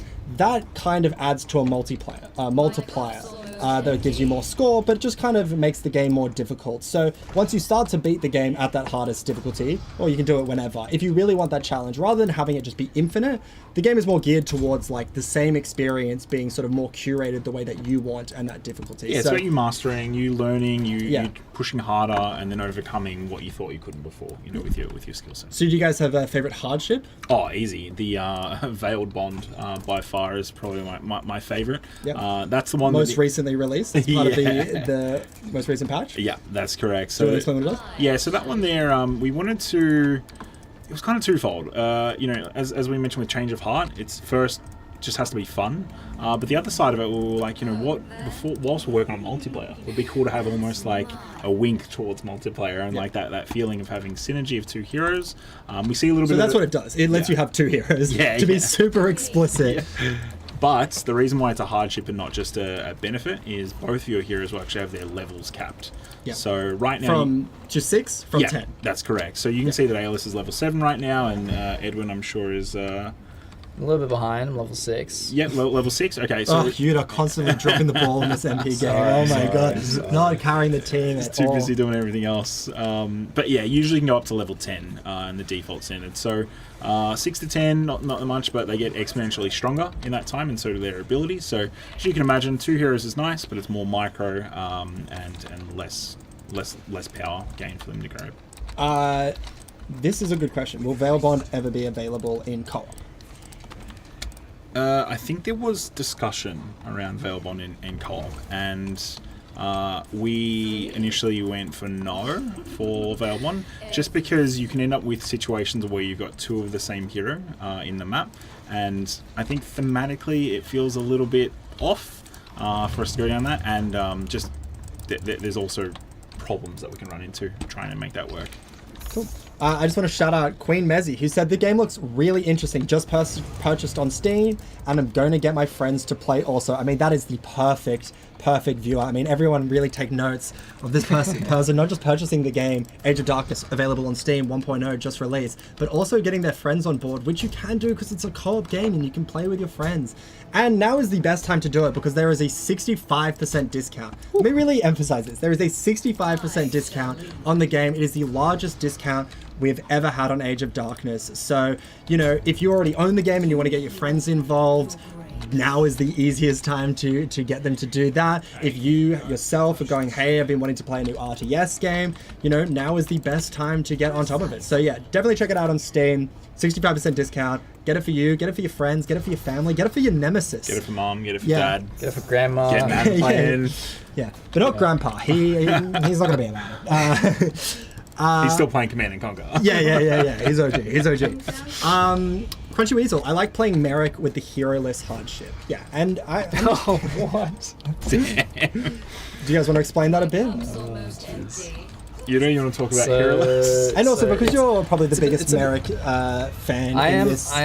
I am a pretty big Merrick fan, but there's a little bit of satire behind that comment because heroless means that you can't actually you play the game with a hero. So Merrick being a hero is I got some units for you on the right side. I just pinged it on the minimap. Oh, nice, thank you. So that's it. Like what happened is cleared a camp, which gives units, right? And because both people get units, Yuuta just wants to shout out to be like, hey, you got new units. Because if you don't clear I them, wanted to leave them AFK to die. yeah.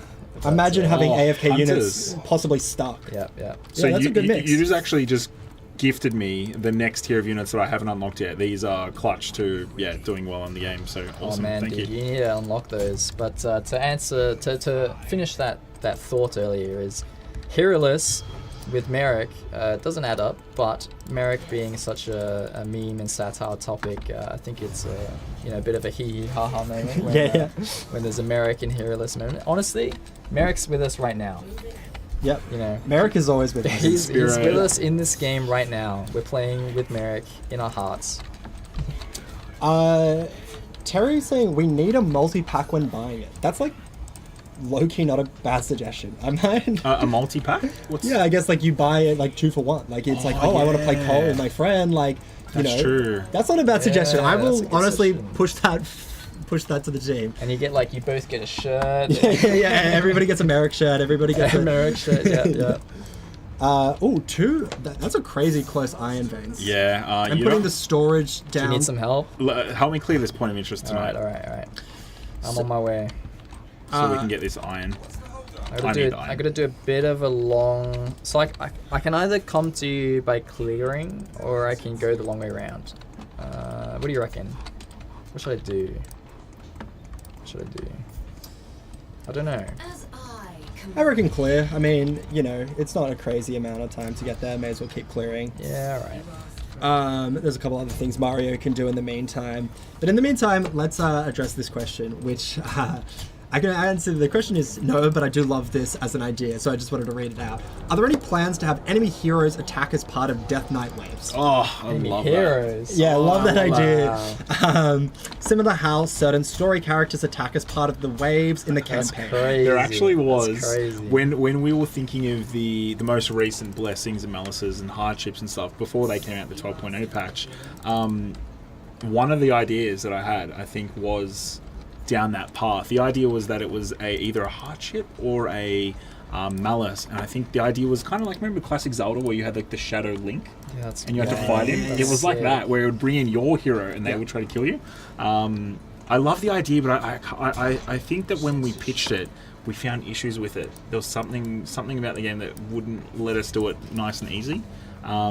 But yeah, never say never. I know there's a hardship. These elite nightmares that's constantly harassing Mario over here. I know that there are some options there where in a hardship they become a part of the Death Knight. Mm-hmm. But in terms of Heroes, yeah, not currently.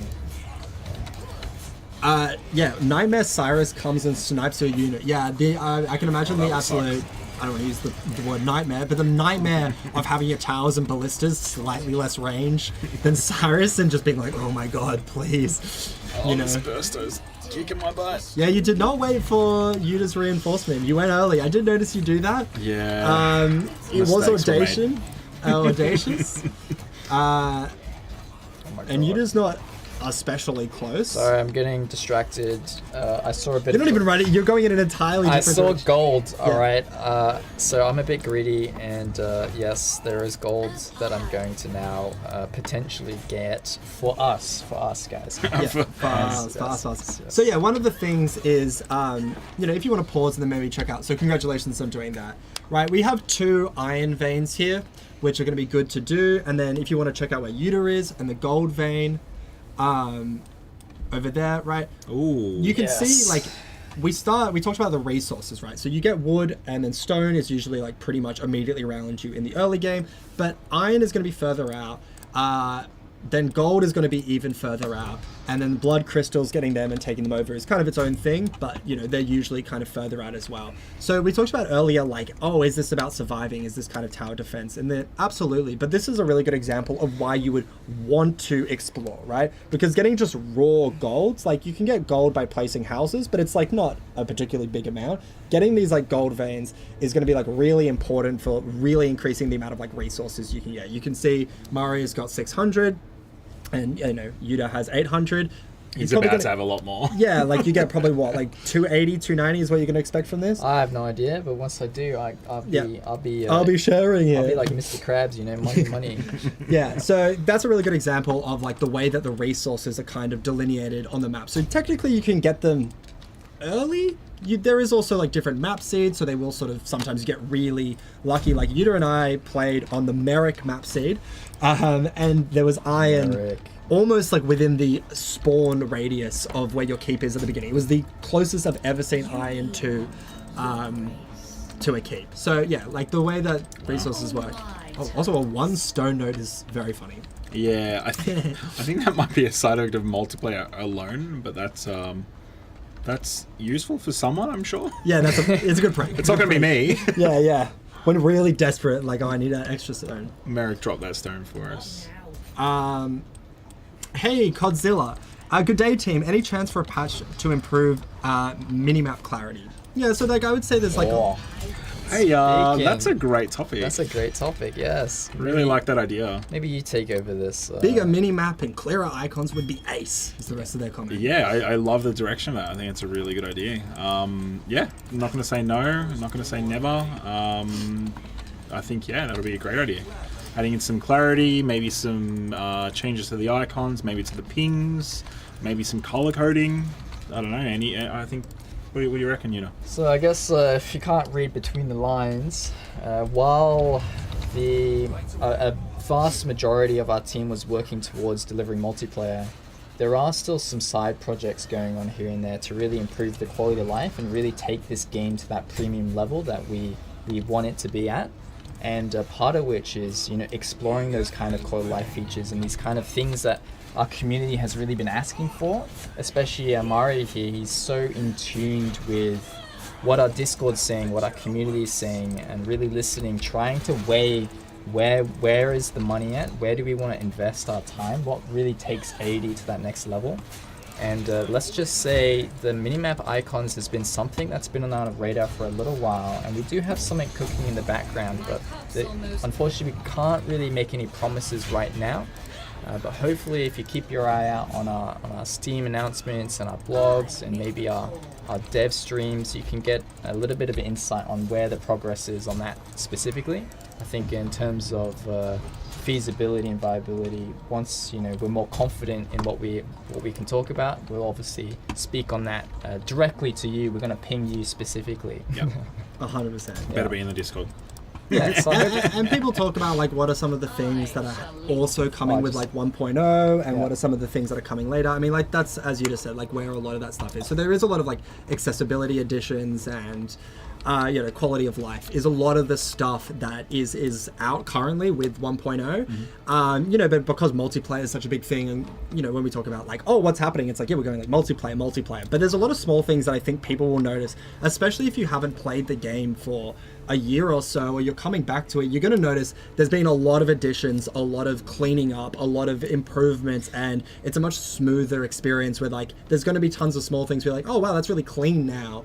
That you might not remember, but you're going to notice in the gameplay. A great example, the ultra wide settings that we've brought to our 1.0 release, that was by one of our developers who was so passionate and so connected to our community that he did it in his own time, like not even during our work hours, and managed to get that up and running and really got that in the game in time as well for this release. So shout out Alex. It's the small wins like that we hope that really brings it to the next level. So yeah, for sure.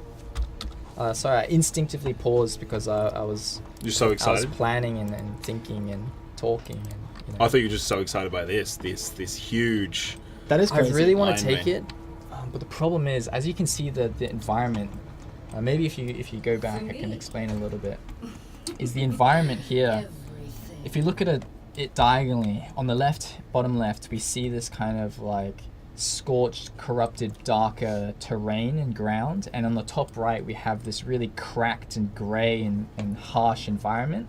And the difference between the two is actually the strength of the nightmares. So one of the reasons why I actually stopped there and I didn't go a little bit further for the iron is I don't feel confident that I can defend it. I feel like if I were to push and capture that area and really try to defend it, I'm going to be spending a lot of time and resources, and I'm going to be fighting things and losing my unit. So for the sake of safety, I've actually decided to pursue the stone node to the right. Another massive stone node. Yeah, which you'll start to see like bigger nodes the further out you push as well. Yeah, I'm praying that once I get close to that stone node, it might be a little bit more defendable. Yeah, so that's the beauty of expanding, right? Yeah, is we're able to identify and find these larger pools of resources. So yeah, and you can see Mario, like if you look at the mini map really intensely, you can kind of see Mario's not quite at the edge of the map. While Yuuta is at the edge of the map, so Mario's kind of has multiple choke points defended, which is good from a sort of defensive standpoint, and Yuta's gone for a bit more of an aggressive expansion. His towers are further apart, his sort of choke points being defended are further apart. So slightly different approaches, but also lean into the sort of games that are currently being had. Yeah.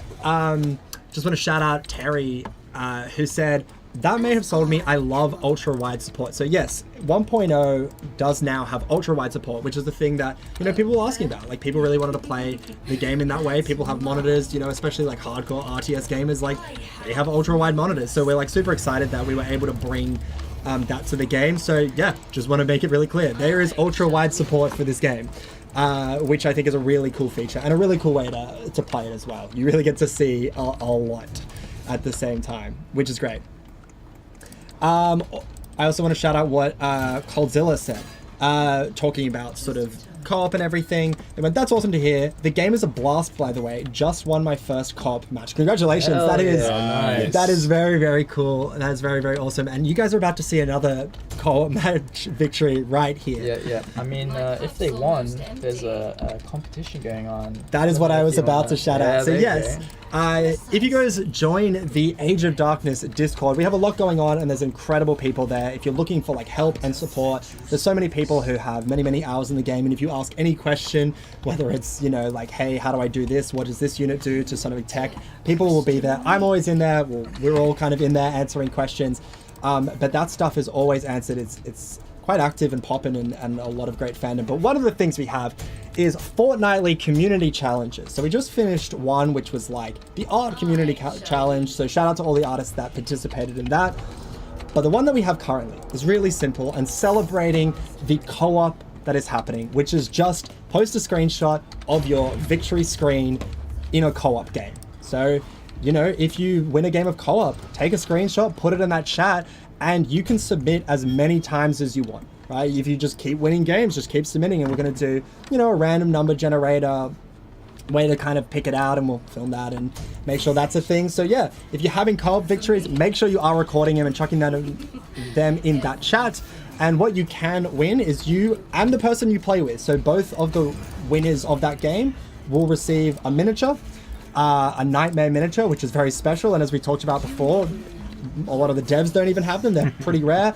You'll also win a Steam gift card, so you can buy whatever you want. And you'll also win free copy of the game that you can send to whoever. So yes, for everyone playing co-op and winning, make sure you do take pictures and chuck them in the challenges. And then, stay around for the future challenges, because Steam gift cards. T-shirt maybe in the future? Yeah, t-shirt.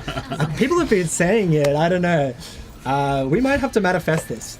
Yeah. So, FYI, first time hearing about the game. Did not know it'd been out for a year. So yeah, this is the 1.0 release of the game. But yeah, the game's been in early access for 3 years. So it's and been worked on for 4 years. So it's quite a celebration for us today, which is kind of what this stream is to be like, hey, we did it. We're here. Like 1.0, it came out. Yeah. And, multiplayer is very much an example of a feature, as we talked a little bit about before, of, the community asked for it. The community wanted it. I don't know how much it was, originally on the wavelength, but it makes a lot of sense. Mario, please talk about it. We've talked a little bit about before, but, yeah, that it's here and it's out. So glad you're hearing about it for the first time, Terry, and I hope you enjoy the game. Oh, yeah. But do you want to talk about kind of the process of adding multiplayer and it going from sort of being conceived to sort of it being very highly requested and it being actualized and being sort of the flagship of this release? Yeah, for sure. So the initial game was only meant to be, the core survival sort of experience. But, in the back of our minds, we were a studio that was still growing. So we didn't really have the power to go out and be like, oh, let's go make this huge RTS multiplayer game from the get-go. Yeah, first foray into PC properly from the ground. Yeah, so it was already a huge achievement for us, right? But in the back of our minds, we always had that sort of stretch goal of like, oh, wouldn't multiplayer just be amazing one day? We had no idea how to do it, or if it was even achievable. We went out and made the survival mode, early access and all that sort of stuff, and yeah, we were kind of elated with how everything went, and obviously people asked for multiplayer. Once it came out and we saw that people loved the game, we kind of wanted to do it right then, double down on it right then, but we realized that it's incredibly hard to actually make a multiplayer RTS game. It's incredibly hard, which is why there's not a lot of them. If kind of any. So initially we didn't do it straight away just because it was incredibly difficult. We kind of had to learn and solve some things, but during that time we're focusing on the campaign, and then whilst we're doing the campaign, we started really diving into what's needed to make multiplayer happen. So yeah, it was a journey. It's definitely a long journey, but we're here. Yeah, and before I read out this comment, I want to preface that, everybody on the team really loves the RTS genre, and, all the other games that I'm about to read out, we have a lot of love for and a lot of respect for. But thanks to Gen X72, who just said, I've had Age of Darkness since first day, and now I don't use There Are Billions or B Castle. Diplomacy is not an option. No. It's your fault I don't use those games. That is a lot of love. Much appreciated. But yeah, no, we also love those games, and obviously taken a lot of inspiration and played them, and we have a lot of love for this genre, and Mario, you can certainly talk about that, but thank you for playing Age of Darkness, but shout out those games as well. I think something that, and I was looking at a few of the comments today of, we did a new trailer today out on IGN, and I was just looking at some of the comments of new players and stuff, checking it out, and it made me think, because we do have inspirations from some of those other games, but where Age of Darkness is unique, I guess, even though it's difficult and it's tough and all that stuff, a lot of the customization of difficulty and heroes and playstyles allows a lot of people to sort of experience it in their own way. Whereas some of these other games, as special as they are, it's kind of, you have to play it the right way, you have to play it that way, you're forced to those rule sets. So I think Age of Darkness has that sort of dynamic difficulty that really helps it be really cool. And then of course multiplayer and campaign gives it life, there's a strong theme to it as well, which is really cool. 100%. Do you guys want to just quickly answer, how does pausing work in multiplayer? I haven't had a chance to play co-op yet, but you will soon. How does it work? So the only difference really is you kind of need to account for 2 players. So if I pause, like, you know, it also has to pause Yuuta's game. So when I pause, it'll pause for both of us, and then when we unpause, it'll actually do a countdown, letting the other player know, like both players know that, hey, we're about to unpause, so you're ready. I think in a real game, we probably wouldn't pause very often in multiplayer, like if you and I were playing naturally. I think there's like this sense of guilt. Yeah. Because in single player, like, Because if I either go like person this, can pause. Yeah, not only have I interrupted my player, I've interrupted Mario's. Yeah. And So I will it say can- there is super yeah. different vibes. You guys can't see Yuta's screen. Mario's in the thick of it, battling, and Yuta's literally just looking at this like nice, pretty house setup and some farms, and it's just like hanging out, like hands off the controls. Yeah. So very different energies. But sorry, go on with why you might want to pause and not pause and how it works. Yeah, so pausing is really that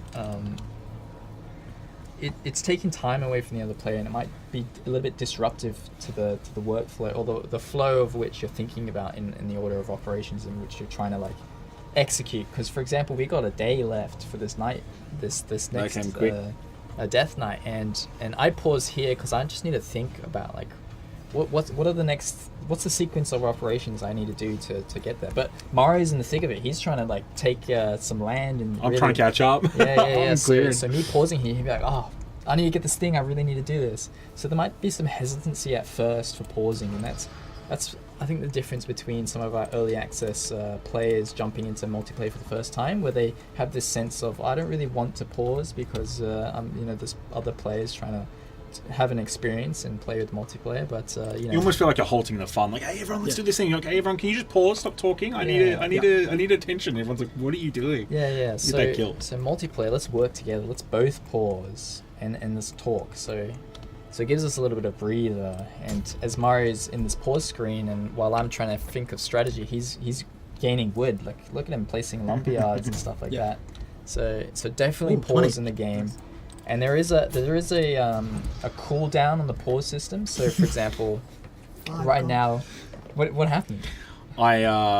While she was talking, I was like, I should try spend this time to spend my resources. I went to build a lumber camp. Yeah. And then I saw a better spot for it, so I deleted that one. And I didn't have enough resources to build the next one. No. But by 5 gold. Like, it's really By close 5 as well. gold. So yeah. Pain. But as you'll see in a second, I'll unpause it, and it resumes in a little bit, and then there's a cooldown in the top right. This is just to avoid spamming the system, because the multiplayer. I'm going a bit nerdy here, but the multiplayer. The way we've run it is a deterministic simulation.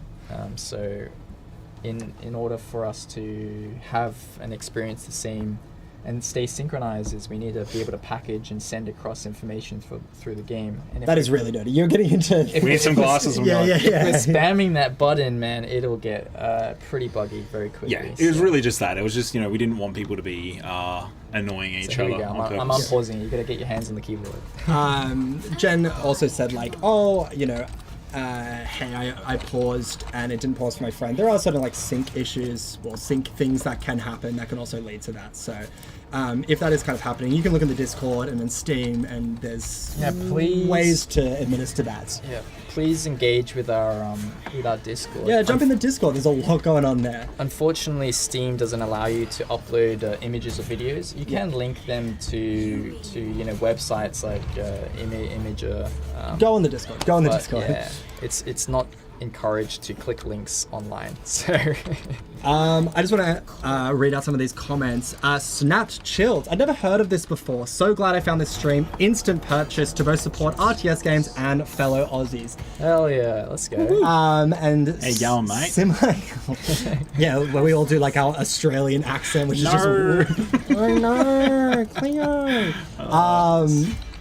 And also shout out to, I think it was Fakudu, who said, Game of the Year. Thank you so much. When this game came out in early access, a couple years ago, we did pick up a few awards at the AGDAs, the Australian Game Development Awards. But, who knows? Who knows what'll happen now that the release is here? Maybe there'll be some more. But thank you for that comment. Very, very kind.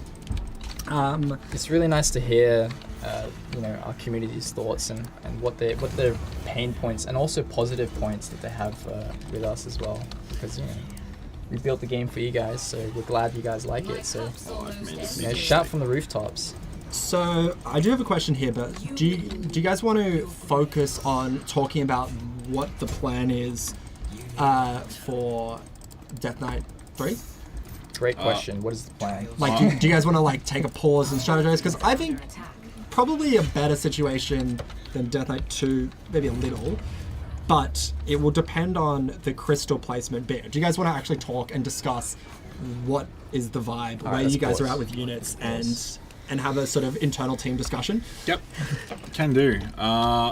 Yeah, so my perpetual state in this game is nervous, uneasiness, fear. Much like the units that aren't emboldened yet. And if you want to feel those incredible feelings too, make sure you purchase Age of Darkness 1.0 out today. And by the way, I've played thousands and thousands of hours of this game, and I still feel this way during it. But luckily we've got someone who's emboldened, so I've got a little bit of support, which is nice. I guess in terms of eco, I felt like I was a bit behind, so I've been trying to play catch up. I think through that I've been probably a little bit overzealous, and so I'm losing units as I'm going, trying to clear, and I'm still not 100% sure of whether or not I'm clearing the right direction. So it is a little bit hit and miss for me in terms of confidence. I'm hoping that I've got at least the fundamentals of my eco up that I could support. It's just whether or not we've got enough time to defend the right spot. There's like an equation, there's like a formula of success coming up that we need to have the right things to equal the result that we wanted to have, and that being, there's two big things with Death Knight 3, and the first thing is a way to kill crushers. So in this Death Knight, we're going to see a lot more of them, and they're going to be coming more frequently as well throughout the Death Knight. So unless we're killing them quickly, if we let them stack up, we're going to be in a problem. And that Death Knight 2, where we had that clutch moment where we got one converted, we might have to pray that happens. Yeah. And then that's going to be like a legitimate strategy, is kind of hoping for big crusher conversion, which you can kind of do the math on. Yeah. It's 15% chance, right? 10% chance. Right, if you have enough buildings that you can kind of expect to be destroyed. We need buildings to be destroyed in order to have that chance, which means we're kind of like... Need more space, it's like a double-edged short sword, You're like sacrificing stuff to then hope to gain something. And you may not get a crusher. It may convert a crawler, which will... Yeah. Do very little. And then the second thing you have to worry about is there's going to be a superb amount of volume of nightmares that come at you. So in order to... Superb amount? I don't know. It's beautiful. No, I love it. So in order for our units to focus on these crushers, we kind of need everything else out of the way. So we need some way of like clearing out all the little stuff, so that way we can focus on the big stuff. And in order to do that, we need some area of effect clearing units or buildings. So ballista towers are really good because they have a lot of area effect. So there's some like siege units like catapults and impalers that are really good, although we're not quite there. We're a little bit behind. Ideally by now we have maybe one or two, so that way each Death Knight defense has one of those really strong siege units. But so in about 8 minutes from now we're going to encounter Death Knight 3, and I think it's going to be really close. Yeah. So something that I was just doing then was paused is Yuuta showed his trade bazaar a bit earlier. Here's a view of what it actually looks like inside this building. So this is the equivalent of a marketplace that you'd see in many other RTSs. One thing that is a bit unique to Age of Darkness is our trade bazaar, the way it works is it stores its own pool of resources. Yeah. So the earlier you put it down as Yuuta did, the better it is, because it's already making you money. Sorry, when I say money, I mean economy, right? Progress towards buying things. In putting it down, it also draws from the other resources you place in the environment. So here you can see above mine, I've got iron and wood highlighted. It's because there's a wood thing here and two iron veins here. These will all benefit how quickly these resources accumulate, and I believe also the pool size changes as well. So what you can then do is when you get to a clutch point like this, where I'm like, hey, I'm in trouble, I've already kind of exhausted most of my resources, and time being a huge thing, how can I maximize that time? I've gone in now and I've actually sold my stockpile for gold, and which I can then use to build more buildings. So this building actually had a pretty funny journey. As you notice in the bottom UI, it says 2 out of 4 next to the trade bazaar number. That means you can get up to 4. And reading our community feedback is we were noticing that no one was really using them. Videos, streams, really pro players in our community. So we just buffed them completely out of nowhere. And all of a sudden it was a hot topic, and we were bouncing back and forth on ideas and engaging with our community and reading our community comments. And we landed in a spot where players were rushing them. And that's where they were getting a lot of their resources. So we brought it a little bit back, where now it's in a really good position where I feel like if you don't have one, then you're kind of putting yourself on the back foot. But it's also like an extra building. So in order to get into those later difficulties, you really need to start thinking of like a wider spectrum of strategy. But in those earlier difficulties, you may get away with not needing one. So yeah, there's a little bit of lore on the development side of behind this building. But yeah. I mean, and that's like a journey that we've seen with many things, Oh, yeah. from heroes I could different go into buildings. detail on every single building, I reckon, and so can Mario here as well. Yeah, so. there's been quite a few metas that have evolved and changed, and there's been some really interesting ones that we could talk about. But if you guys want to unpause and start to make progress on the game, yeah, thankfully you're here to tell us to do that. Otherwise, I would have just kept blabbing on about. Yeah, we could keep blabbing on. We're vibing. We're having a good time. People are around. But let's make sure we actually start to get this. I know the prep is going to be tight, so please focus up. But so we've got a couple things that we need to do. The first thing, I guess, is like starting to kind of clear those points of interest, kind of forward take those choke points. I guess, Mario, you're starting to look for more of those specific choke points. We talked to Yuuta? Hey, Hello. I've got some units here. I've just pinged you. Oh, Danger. damn. yeah. Good shout. Thank you. So, I mean, this is a map that, at first didn't have a lot of great choke points. I think a little bit further out, at least on left side, you kind of always had good choke points. There's more and more that you're finding, but how good do you think the choke points are, on this map particularly? I think it's as you said, you don't really know until you've really explored out further what could be a really yuck open area could actually be a really good area that you just don't know yet, right? You've got some units here as well. I'm just got a ping. Oh, thank you. No worries. But I think the challenge with this one is because it's in multiplayer, we need things ready quite fast. And it means if we're not exploring and expanding very quickly and effectively, we're not seeing those good choke points early enough, So, I thought I just found the crystal for a second. I'm attacking this elite nightmare here. I don't know if you want to give me a little bit of a hand. My units are stuck behind it. Yeah, I noticed that, so I thought I'd give you a hand over here. Legends, yep. But the Wraith elite nightmare is really harsh. It does so much damage. Oh my god, my stuff's dying. There we go. Okay, there we go. We got it. He survived. Oh, because it turned daytime. Yeah. We didn't kill it fast enough. Wait, hold on. I'm just going to pause here. Okay, so that's our choke point there. Ooh. So that means I can actually get rid of a lot of my buildings over here because... Wait, where's the first choke point? Oh, okay, there it is. Okay, so it's going to coming come down through here. my side. Okay. Yeah, and you've got a really nice spot over here, though, Yeah. that we can start to build in. All right. And then I noticed you've already got a pretty good setup in the bottom left as well. So this is quite fortuitous, in that one of the crystals has, kind of spawned in a path that's already been a little bit pre-defended, not pre-defended, but pre-set up for defense. Yeah, it's not a full surprise. It's we're somewhat ready for it. Which is going to happen more and more as you go through the different Death Knights and you continue to expand. Is you should have taken more of the map and kind of started to set up the different chokes, and also if there is a good choke point there is there, you'd go okay, well, maybe this is a place I am going to need to set up for. Or if things start to pop off, this is probably what's going to happen. So you'd had a ballista tower there kind of taking the space, so if nightmares do spawn if nightmares do spawn, you kind of take the space, and if you do get attacked, but also starting to set up for these Death Knights and the waves that are going to come. Yeah, it's good. I feel like if you find a choke point that seems too good to go to, you don't want to waste it, you don't want to lose that opportunity, and you put something down there, even if it's just a tier 1 tower, a little bit of all one archer, most of the time it's not going to be a total waste. Most of the time it will pay off. It just may not pay off until later in the game. So yeah, as long as you're not investing everything into one spot that's going to be incorrect, it shouldn't be a bad choice. And a spoiler alert for those that don't know, the final Death Knight, the final stand, is every single crystal that you previously encountered all at the same time. Yep. And the volume of nightmares, it'll probably be like 20,000 or something. I don't even know off the top of my head in this difficulty. Yep. But that'll be divided amongst all 5 of them. So yeah, we're gonna have a tough time soon if we survive this. That is.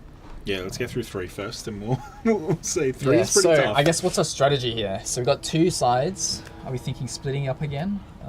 Yeah, I think we're going to have to split to some degree, and I think we're going to have to just navigate, just look at it during this 4 minutes, which side is going to need more support. I think this choke point is really, really good. I think so too. Yeah, and I think even if it does spill out, like if there's too many nightmares here and they spill out, they're actually going to come over here, most likely. So... and then we've got another choke point here, so we could literally line this whole thing with, you know, ballistas and archers and stuff, and Yeah, like have a backup plan. yeah, and be in a really good like I might actually start just putting down some even just tier 1s to start almost blocking out Just in case. what it could be, you know. I'm gonna ping here, so I did a little ping, and that's let me unpause actually, and this is what I'm thinking. I'm gonna put a little ballista tower in that spot right there as well, and I'm gonna bring my army up. Oh, you even put a triage tent for me. So, Yep. So do you want to take this point and I'll take the bottom one, or do you want to vice versa? I'm happy to even just transfer these to you if you wanted to defend it. If you've already got stuff here. Perfect. I just when we saw the timer, I looked over and I was like, "That's a great spot. I've got resources. Let's put some stuff down." Yep. Yeah. Triage tent, the beauty of some of these buildings actually work in co-op naturally. So triage tent has a chance of resurrecting one of your dead units. This will work for both the... oh, sorry. I paused by accident. That was an accident. Sorry. Yeah, the triage tent has a chance of resurrecting any dead units, but it'll work for Yuuta's units and mine even without transferring it. Cool. Alright, I'm going to start moving down. For those that don't know, the triage tent also increases health regeneration, doesn't it? That's correct. So sometimes when you're trying to take one of those point of interests and all your units are getting attacked by these nightmares, you can put a triage tent down and it gives you a little bit more stability and confidence that you're going to claim it. Mm-hmm. Definitely a building though that I feel like you're probably not going to be using on your like first campaign, and it's like an example of as you start to understand how the mechanics work and how things like, you know, fit together and your placing of units and kind of like collecting of buildings that you're going to start to do is when you're going to bring it out, and you're sort of definitely seeing some higher level gameplay by sort of that strategy of triage tenting. Yeah. Which is really good. Also, just want to quickly answer the question of talking about like commanding things. Can you command different groups? Yeah, you absolutely can. Like, you know, you can split up your army into multiple groups, which you might want to do if you're like trying to expand very quickly. Like, say early game, you might want to have your hero and maybe one unit go to one side, and then, you know, the rest of your army go to another side. But I think it's pretty common for people just to kind of group them all up. And yeah, you've got a few options. So you can see here on my screen down here, I've actually got a few unit groups. So that's how I'm navigating to my barracks. I've put them under a control group, so I can very quickly, just by tapping the button, as you would in any contemporary RTS, I can quickly select my army production buildings and build at any location. We've also got the F numerical keys, which select your units based off type. Yeah, So the question, like such as F1, Yeah, F2, yeah, that's F3. correct. Yes, yeah, exactly like that, Terry. Correct. Like you have Exactly. perfectly deduced how it would work. I mean, I would say that's true of like so much of this game, where it's like when you talk about hotkeys and you talk about that sort of like key binding situations, which you can customize some things, a lot of it is very intuitive. And if you played other RTSs, like there's a lot of it in there. Like, it's not.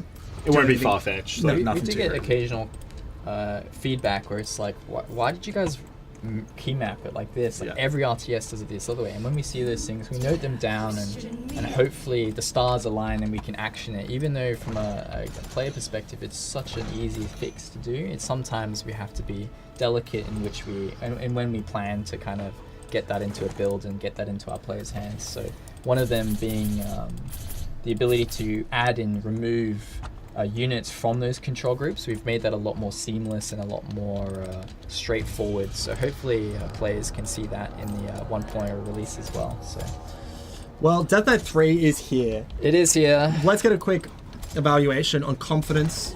Mario, what's your confidence out of 10? I'm going to say Merrick out of 10. Merrick out so of 10. 10 out of 10. We love to see it. Yuuta, what are you feeling? Great question. Thank you for answering. How are we feeling? I would say I'm feeling pretty good. Okay, so neither of you really went for the out of 10 system. And I will follow suit of going like, I think you guys have got this. I have no doubt. I think these are some pretty bulky setups. I really appreciate the sort of like creating a choke point, like an even finer point choke point. So I'm actually going to add some walls to your defense there. 'Cause I've unlocked the tier 3 walls, which are really strong. So hopefully those come in clutch. Yeah, I've got them, but I can't afford them. Okay. Alright. So it's which one do we get? Slain Nightmares have a 40% chance to temporarily reanimate. Oh, okay. cool. So this is the. That's a tricky I'm just going to pause real quick. That's a tricky The one. one that we just got, the Malice that we just got, is the inverse of Change of Heart.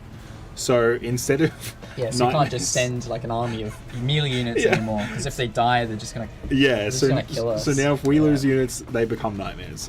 So that's going to be fun. I had a strategy where I was gonna send a melee army out, but might not do that anymore. Hey, how are you looking on stone resources? Like even in like your market and stuff. Do you have any spare stone at the moment? Oh, let's have a look. I've forgotten where I placed it. Oh, there it is. There it is. 0. And, Nice, okay, and cool. you also have 2 stone available to you currently. Yeah. So, Yeah. Okay. So I've used it all. Let's just say that. but you are making 75 stone compared to 45 for Mario, so there is maybe a little bit of leeway of providing. Once it ticks Do we want through. to check out the 2 choke points that were set up before we sure. kind of see? So just talk through them, because the top setup is definitely a little bit bulkier. Oh, look at Yeah, this. that's dense and thick. Yuuta, as the person who predominantly set this Dense up. and thick is the way I like to word it. Yes. Nice. So you guys have So- gone for different strategies as well, which I think is interesting. I was going to utilize a little squad on the strike team on the right hand side there to really come in and flank on the right hand side. Oh, I love that. But I don't want any of them to die, because if they die, they convert into the enemy team, and then all of a sudden I'm fighting against my own guys. So I don't know what to do. I think I'll play it by ear and only use it as like a desperate situation. Hopefully I won't have to. As for my main area, every single one of those towers has arbalists, archers, all those kind of units. So as you can see, Mario clicked on it, and there's arbalists in each one, and some of them are emboldened, some of them are not emboldened. And as we got blessings earlier, one of the blessings is there's a 5% chance for every emboldened unit to deal double damage. So I'm really relying and banking on the ability to kill crushers through chance, although hopefully, fingers crossed, I should be all right. I guess only time will tell. Let's have a look on the other side. So that was a very dense ballista tower heavy as well, archer tower heavy, but it was like multiple walls in front. The expectation is kind of protect and defend. Well, this has got a bit more of an open choke setup, Mario. As you can see, there's literally theoretically a path through, but kind of not really. So, Yeah, I'm kind of hoping that even though I'm still going to get hit with a wave of nightmares, they're still going to smash against that wall and just decimate everything. The ones that do try to sneak in through this path that I made for them, I'll be able to focus with my hero and any of my melee units. I don't have many, but I should be able to do some splash damage there and clear some out. And with Alice, at this point, I should have, I think, 4 or 5 loyal guards with her, which are kind of like pikemen. So, my hopes is to use my hero with, What I'm going to do, actually, looking over at your screen, I'm actually going to send you some resources. So let me send you some gold, some wood. So there you go, I just send them to you. Nice. And I noticed that you got a couple hunters and some range that need to be put in some towers. So maybe you could use that resource to build up and fortify your defenses. Awesome. Cool. All right, let's unpause and let's go Let's from watch what here. happens. So we're gonna, I guess, focus on bottom tower, but we might switch perspective. Once I die. We'll pause and then go You know up. what you could do? You could hotkey your triage tent, and you could switch between the two by using the good hotkey. Yeah, that's a great idea. Yeah. So let's pause. So if you hotkey that, you've hotkeyed it to 4, and you hotkey this one to to 5 there. So if you double tap 4, now all of a sudden you're on this side of the map and you double tap 5, Oh, I mean, and now you're back over here again. So you can Nice. quickly swap between the two, and I'll do the same on my end. So I can help support, and if you need, if it's looking a bit dicey over there, I'll send over some. But I'll be the reinforcements. eyes. I'll give you guys a live Yeah, update on how it's going. Shout, please And shout. as Ungod80 said, Ungod87 said, here it comes. The light protects you both. Absolutely. For the light. There we For go. the light. So 7,500 nightmares are coming. Little stream coming so far on the bottom. Quite a heavy stream up top, but being taken down pretty effectively. Yeah, so one of the advantages of having this kind of like open choke point system is very much that theoretically they like kind of want to path through that. Like nightmares will in general just focus buildings that are in their path, so they'll usually kind of just go from building to building to building. So, you know, having little like single walls scattered around can be a good way to like slow people down. But this also allows your units to attack, because if you have melee units and they're all behind the walls, you can just be in a situation where they're just sort of hanging out and waiting and they're not doing anything, which can be okay if you have a lot of towers and set up like we have up top. But that's not really the case down the bottom, where it's certain level of that and they are going to be doing the majority of the damage. But as, you know, Alis is like a decently strong support slash melee damage hero as well, you kind of want her on the front lines. You want her doing damage. She's going to be doing quite an effective job at like taking them out and restricting your heroes, or restricting your hero's ability to sort of take out nightmares is not necessarily what you want. A level up is good. You know, level up gives you full health as well. So Alis had about 60% health. Theoretically, kind of want more. There's our first crusher. Getting a threatening little stance. That's the thing that we need to drop immediately. Ooh, really good upgrade timing on those walls. So they went from tier 2 to tier 3, which is excellent. And that's going to give a lot more time on the defensiveness, especially against this crusher, which is, you know, the big problem child. And just did an insane amount. But it's down. We lost a lot of those walls. Alis is in trouble. You can Damn, see a I'm coming stream over. of Yuta's heroes, army and Merrick coming over, which is Oh, really, really man. good. I got my ultimate, so I'm just gonna run straight in. Yeah, nice. Yeah.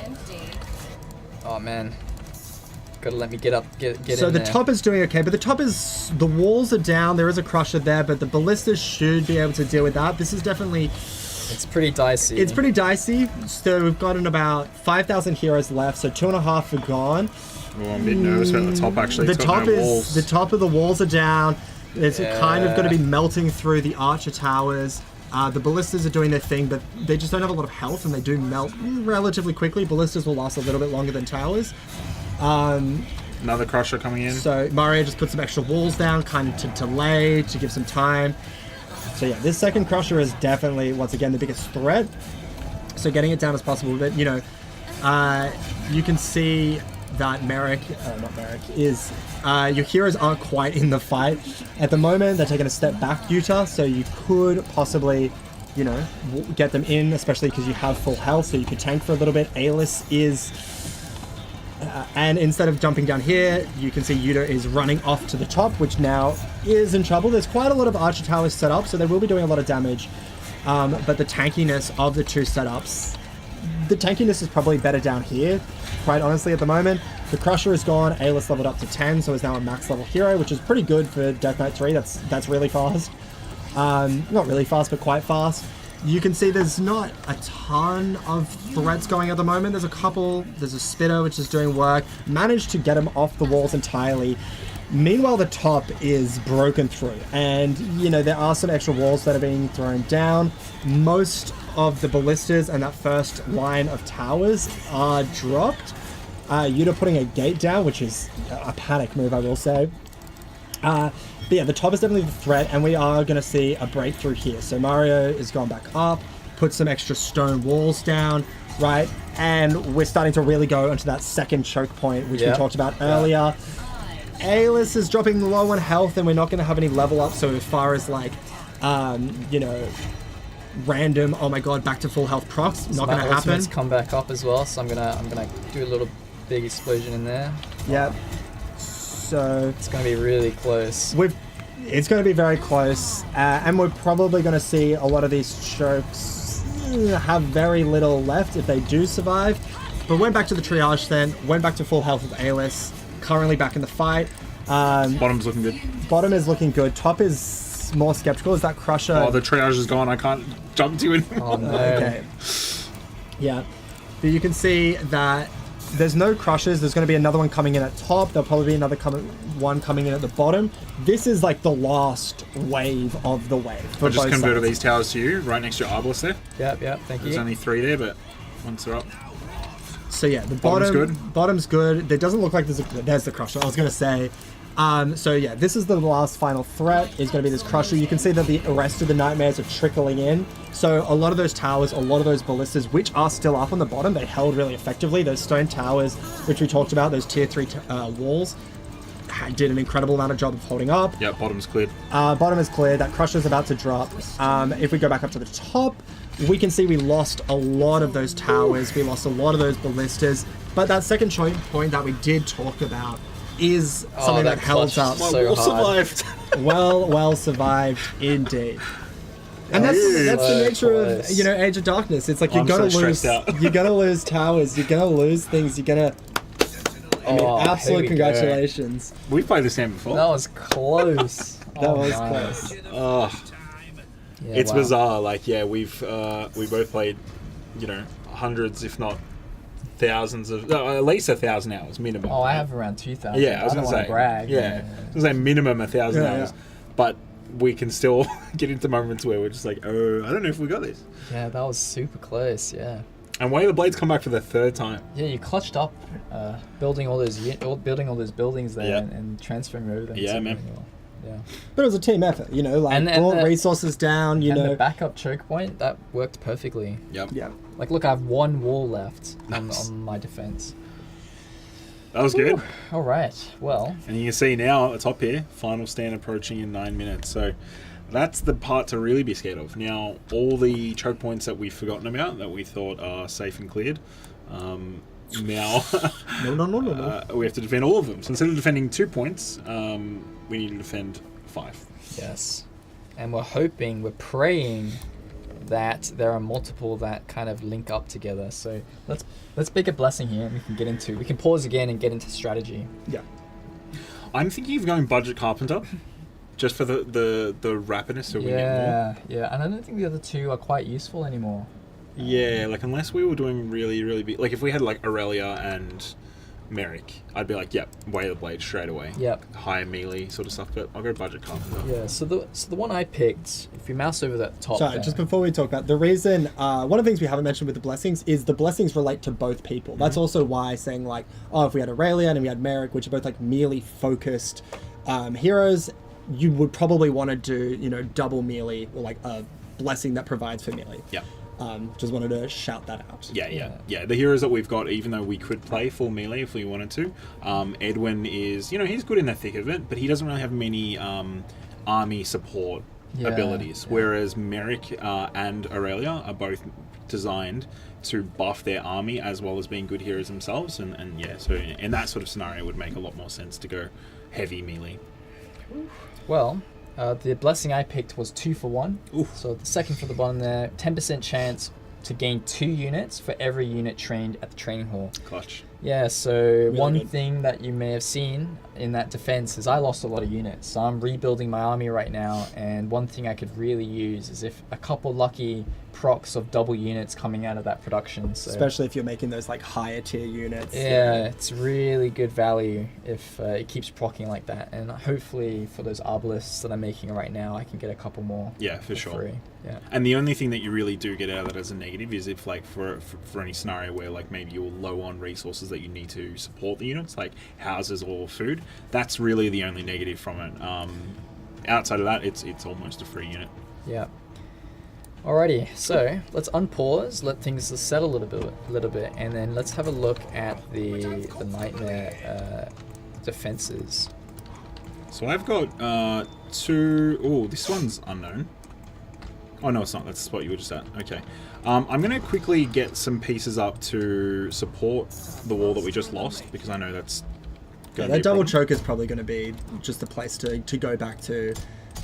It's a very, very good one, and as we probably hoping for a similar scenario. And one of the things to keep in mind That is unfortunate. And one of the things to keep in mind with the final stand that I think makes Age of Darkness like quite interesting and unique game from this perspective is it's like this is just throw everything in the kitchen sink at your final stand, right? So before, losing those towers, losing those ballistas is annoying because we know, oh, when we get to final stand, like that is an investment which we no longer get.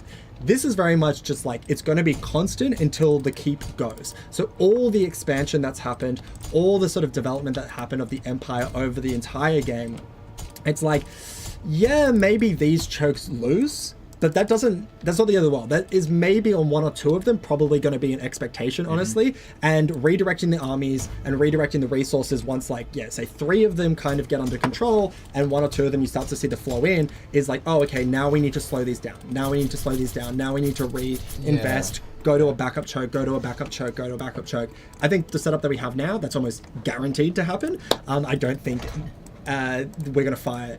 we're going to hold all 5 chokes at the intended area. Yeah. I would be surprised. Let's have a look. So, funnily enough, Mario, man, you've had a tough game. Yeah, so, this is rough. I've got 3 crystals. You've actually got 4. So if you look on the top side, you've actually got a 4th one that just comes out of the range.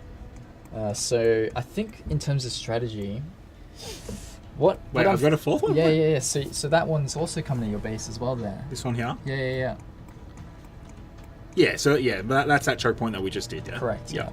So I think strategy is probably, I'll man that top one. Yep. And the one on the right. And then there's 3 that kind of funnel in pretty closely near your keep. Yep. I wonder if we could do, I'll ping it in a second. I'll ping it now actually, so I'll ping it on the map. Just to the south of your base, I did a little ping there. And I wonder if it's worth... never mind. Maybe not. Making one there as well, because you're gonna have to deal with this one. See, I just pinged on the map there. So this I'm not sure point where this here, one goes. I thought it went here, but maybe I'm wrong. Let's pause again. Let's find out. I'll put a watchtower down for you. So in about 30 seconds, we'll find out. So let's play it out. And I'm gonna build some more arbalists as well to come to the top side to help that. Yeah, so one question as well we got is, if you go to the spawn points and destroy the crystals, does it help with final stand? You can't destroy the crystals, not those crystals anyway. But there is a crazy strategy where people will entirely group up over it. But in general, being closer towards the crystals and setting up, defenses there and having them sort of target nightmares as they spawn can be very effective. But there's no way to pre-destroy the crystals or make it so you only have to deal with 4 rather than 5 or anything like that. So in survival, you can destroy the crystals early, but what happens is it forces that death knight to happen. So you're not making it easier to defeat. You're really just bringing it on faster. So this is really, again, one of those sort of pro skill kind of things. A normal, like even a competent player will rarely have the ability to get to the edge of the map with their starting army and clear out what's necessary. I think you'd only see this if you had someone who was like a professional hard player playing on an easy difficulty where they'd be able to pull something like that off. But there's no... Or you're like Swedish Goblin and you do it on 8.8 Nightmare because you're an absolute freak. Shout out. What a legend. There's a few other people in the community that can do that, so... Yeah, you can actually destroy crystals early in multiplayer. You can as well? Yeah, nice. But to the question, does it help with the final stand? I would say no. It's like a pro gamer move. Do you want to donate me these wooden walls and towers up here? Just because I'm going to reconfigure this top line just so it's a little bit stronger. So I don't yours. Oh, I've got no gold. I can't send them to you yet. Let me send you some gold. There you go. I'll send you some gold. Thank you.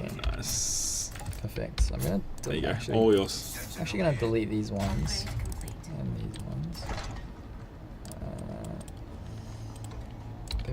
Boom. When you're ready.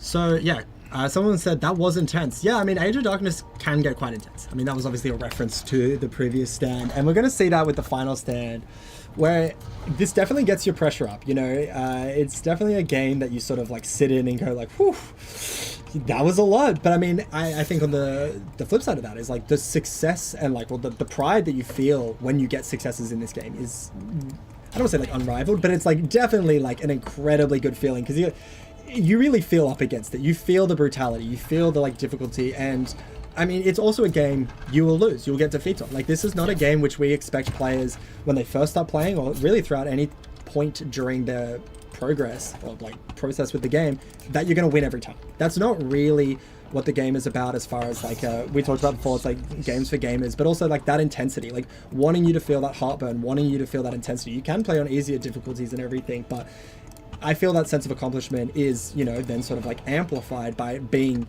so intense. It's like, as we've talked about before, you guys both have 1,000+ hours and worked on the game, and this is not the hardest difficulty or kind of close to it. And it's like, you know, and there's still that intensity, and there's still that level of like, wow, I really have to focus up, have discussions, pause the game, like doing kind of all the tricks in the trade to make sure that this goes well. Just to pull it off, yeah. Yeah, just to pull it off, right?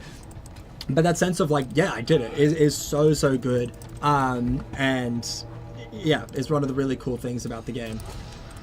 Seed of the week in a single player is a cool way to do competitions IMO. Is there plans to bring seeds to co-op, or even just seeding of the week? So yeah, we are going to be doing more seeds of the week, and when we talk about the community challenges that we have going on, that's going to be something. But I will actually start posting like seeds of the weeks on the social media, and like I said, they'll be tied to challenges. So you know, playing on the different specific hero seeds. As far as bringing it to multiplayer, not necessarily. That's not. Once again, it's a classic, we'll never say never, but it's not necessarily a priority at the moment. But talk about the actual preparation. Yeah, so the only reason I paused here is because I'm realizing I'm actually in a really critical floor position right now. I need a stronger source of stone desperately, because the rate at which I'm able to build stuff per tick isn't going to be enough for me to actually build what I need. So yeah, what I've kind of been doing the last few moments is trying to actually navigate them up to see if there's any easy wins, like easy areas to take. The problem is a lot of these areas are actually on our pathway we need to defend, which isn't really viable.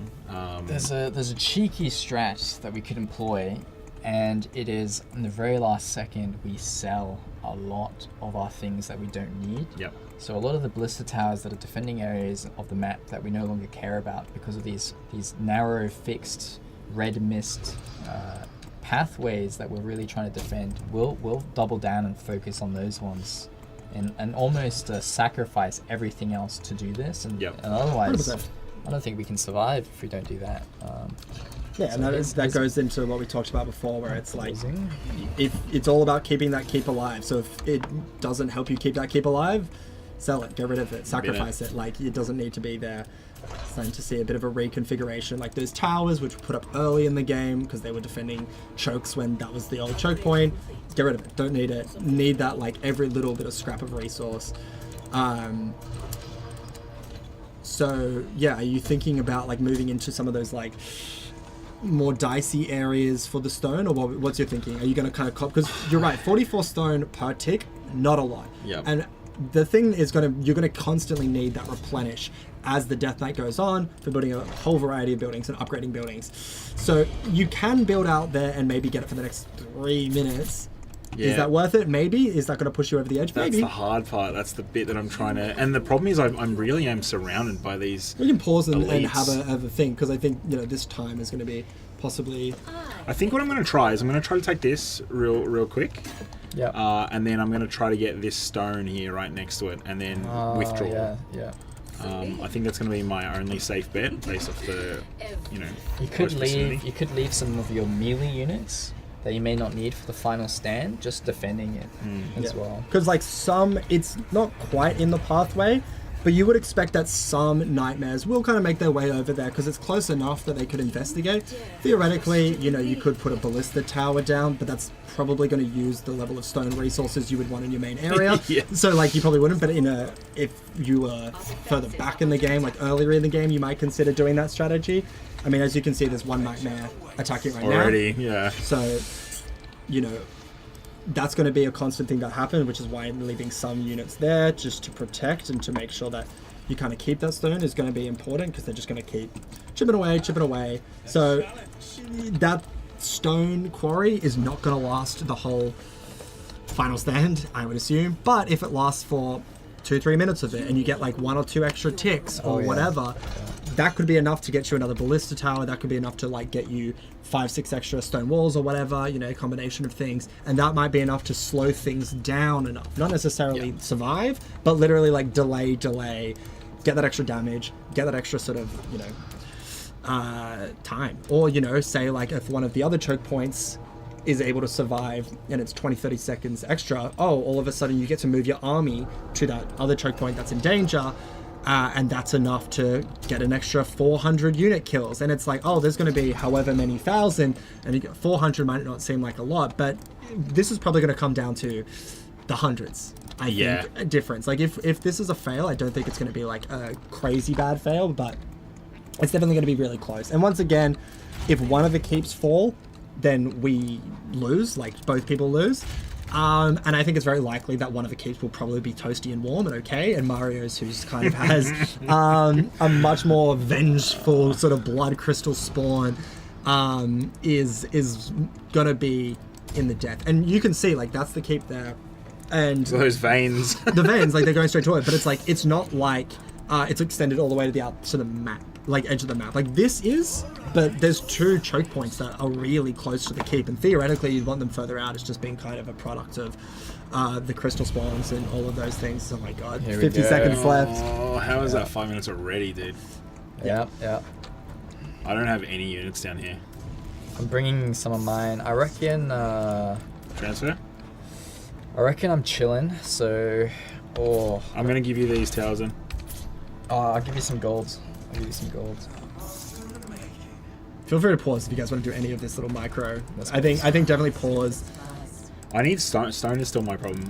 I'm on 66 now, but I can send you some stone. I just sent you full gold.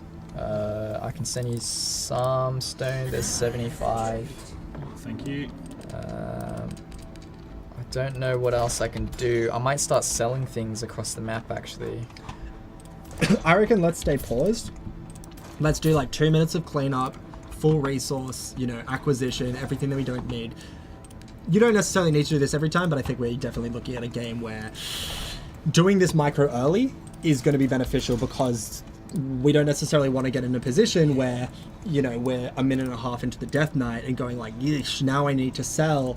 I need to build a ballista and like a panic build, but in like kind of a backup build, and it's like that ballista is only going to last for a minute or so because it's going to immediately get overwhelmed. You don't get full value, and it's like we could probably do some of that deletion now, get that extra value. It gets to survive for an extra 30 seconds, a minute. That could be an extra like 30-40 kills, or more, very likely. So, or, you know, killing a crusher and letting an extra building survive for just an extra period of time. So it's, you know, definitely worth doing this little micro now, which is why Age of Darkness is nice, that you can pause and kind of set up to do those things. And if you're learning how to play the game and you're getting into it, this is when we would definitely suggest, or probably when the final stand things come up, when you have that 10-minute timer, saving, and, you know, playing through, probably seeing yourself fail, and then reloading that save, trying again. Yeah, it's always good to do it like after you know, set yourself like a goal. Like I know when I first started playing it, when we had the full game here,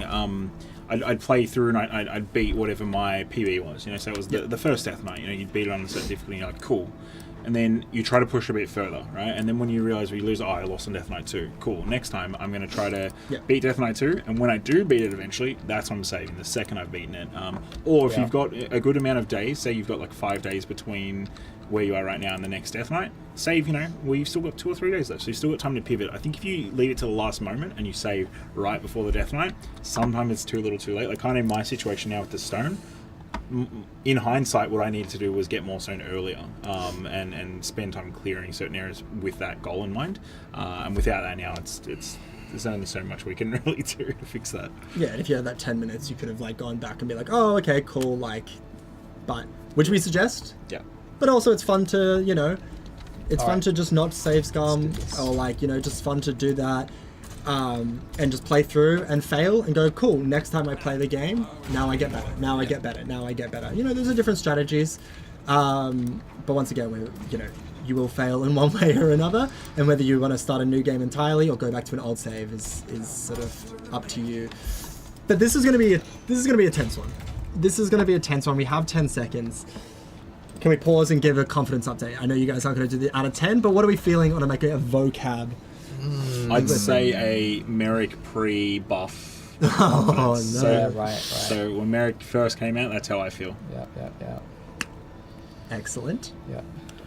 I feel like you're driving a car and there's like an oil leak or there's some sort of liquid coming out the bottom. You're like you're not quite sure if you should keep driving, but you do it anyway, and You gotta get home. you get to your destination. The so- check engine light is on, and Yeah, it's like, yeah. is that just like the car being, Yeah. finicky, or is this a huge issue I need to get to immediately? Yeah, Probably not great. I feel but if we fail somewhere, it's probably going to be the bottom one because I'm now observing that we don't actually have any range units Yeah, in there's these nothing. towers. Nothing. So I might actually start to consider an alternative backup. Well, I've got plan. archers coming right now. I've got cooking right next to it. Yeah. But then I've also given you a few of these towers in case you want to populate them. I don't have anything to put in them there. That's the problem. So I'm thinking we have a backup plan. I think this top one's in trouble as well. This one up here. Like, Yeah. I've just started putting tier 1 walls because I've got nothing else. There's no space Oh, because of the man. point of Yeah, interest. because of the point of interest. I've literally been bullied by this map seed. Yeah. All right. yeah, and it's unfortunate that there's no like chokes that eventually come together and connect. Like they do eventually, but like right next to the keep, like way too late. Where theoretically, like sometimes you'll see it like, oh, you do get kind of one last choke before the keep, or even kind of 2 extra points. And this map seed is not providing that at all. It is the most open, wide space where they converge, and it's just like, so when we start to see all the swarm flooding in, They converge here though. they converge there, which is great. Like theoretically, you might see that a lot earlier. And once again, that's barely even that's not even a good show. It's like 8 tiles from my key. Yeah, it's ridiculous. So it's a bit of an unfortunate open one, which means kind of going to want to do a lot of the work at these 1 choke points. That's why there's such a heavy investment at these points, because they're kind of the best chance. Alrighty. Should we play it out? See how we go. Yep. Do you want to do a hotkey situation between the different, Wow. like maybe buildings, just so you can switch between the different chokes? I think I stole one of your stone resources over here earlier. Here it is. Hey Terry, wonderful that you and your buddy are like installing and playing. To answer your question, I would check out the Discord because there will be a lot of tips in there and people that will be able to assist with that specifically. Starting match loading screen. Do you by any chance, do either of you have the game installed on a hard drive? We have noticed and observed some issues with load times when the game, specifically the multiplayer, is installed on a hard drive. SSD is always a good idea. Yeah. But let's focus on this. I just wanted to address that question. All right. Ready on pause? Yeah, I'm ready as I will be, I think. Let's do it. Whew. My confidence is 100%. I think you guys have got this, and I will never say. I mean, clearing out the entire stockpile as well is such a statement. Here we go. Here we go. Whew. Final stand. They're coming. Ooh, prepare for your final stand. I will say, if you haven't prepared already, you're in trouble. If this is when you started to prepare. Okay, so yeah, I think there's like a couple. The different choke setups, there's maybe like 1 or 2 which should hold almost full confidence. Full confidence is a bit of a bold statement. You can see on Mario's screen right now, this one's okay, but you can see that Yuuta has basically put lines of those tier 1 walls. Yuuta, you've blocked me in. I can't get to my towers. Can you just delete these 2 towers here? If I delete this one, you can get in on the Yep. on the adjacent. And then one. just the one next to it as well, the bottom right one. Yeah, gotcha. Yeah, cool. Sorry. Yeah, so we are seeing basically backup strategies of like putting those tier 1 walls. We talked about the change of heart blessing before, so when those get destroyed, hopefully converting units. That's really sort of a Hail Mary for A2 things, slowing down the swarm when it does inevitably break through, which is the same thing we've got going on here.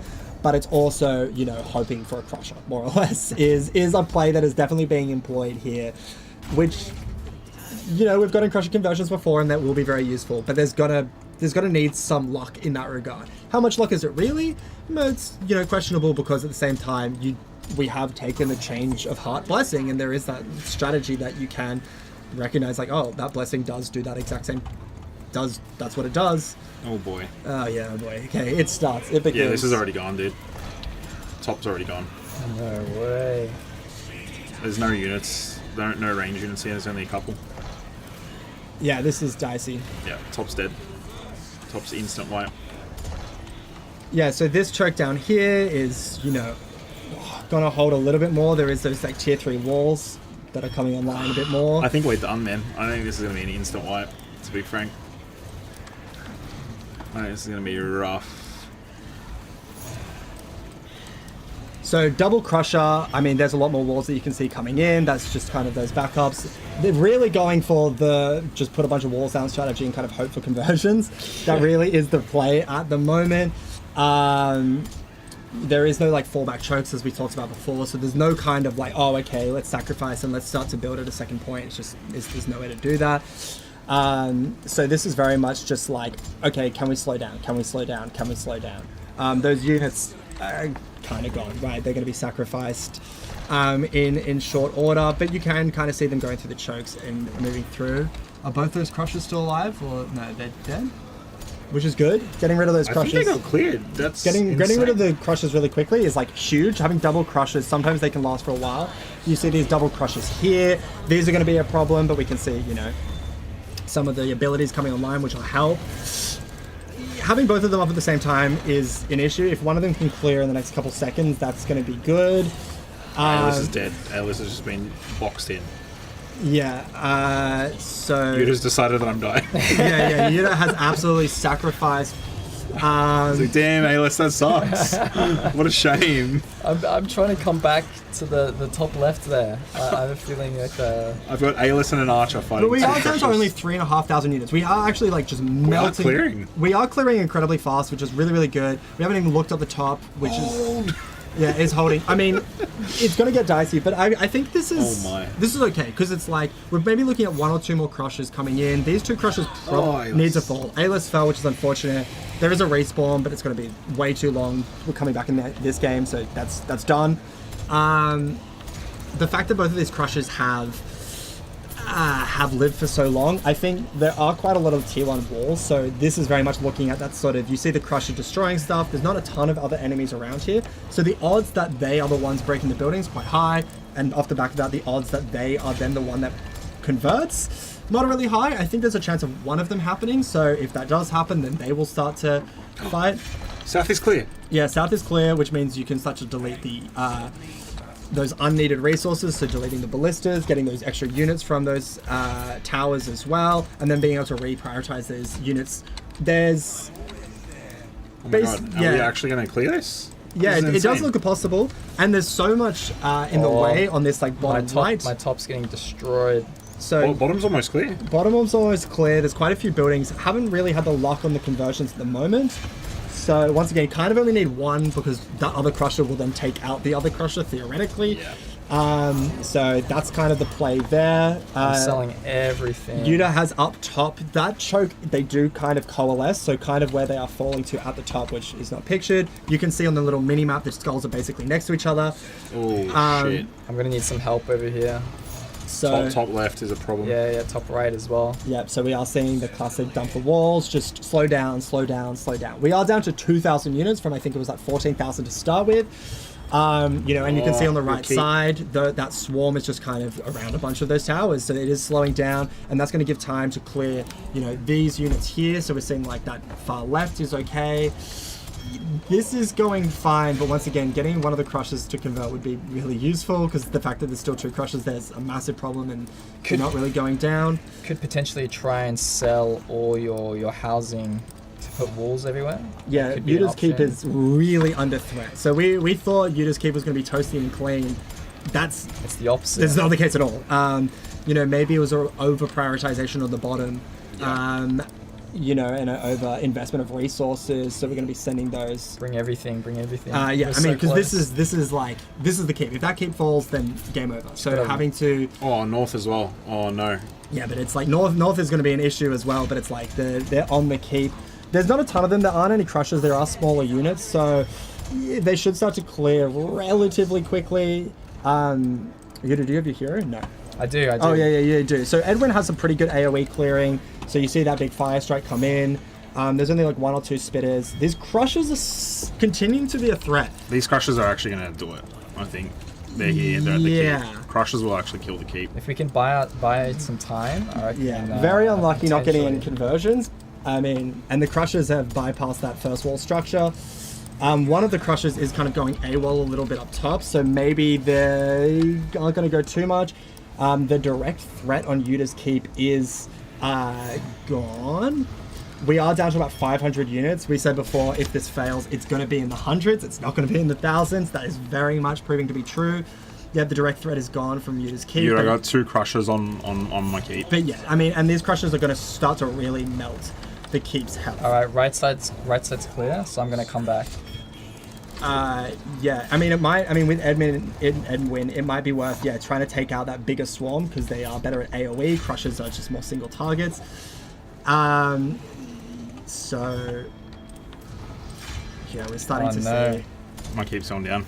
Yeah, the keep is really starting to lose health. You can see that double crusher. I mean, not getting a conversion on either one was One's tough. almost dead. One's almost dead. If you can get that. Do you have Dark Essence? I do. Not enough. I don't know. Oh, do you want to remove a barrier on the top here so I can get my units in? Oh, this is very tense. This is very, very close. Just one conversion. Keep's going down. Yeah, the keep is really going down. I mean, that one crusher is close, but then we're about to see so close. So close. 234 units.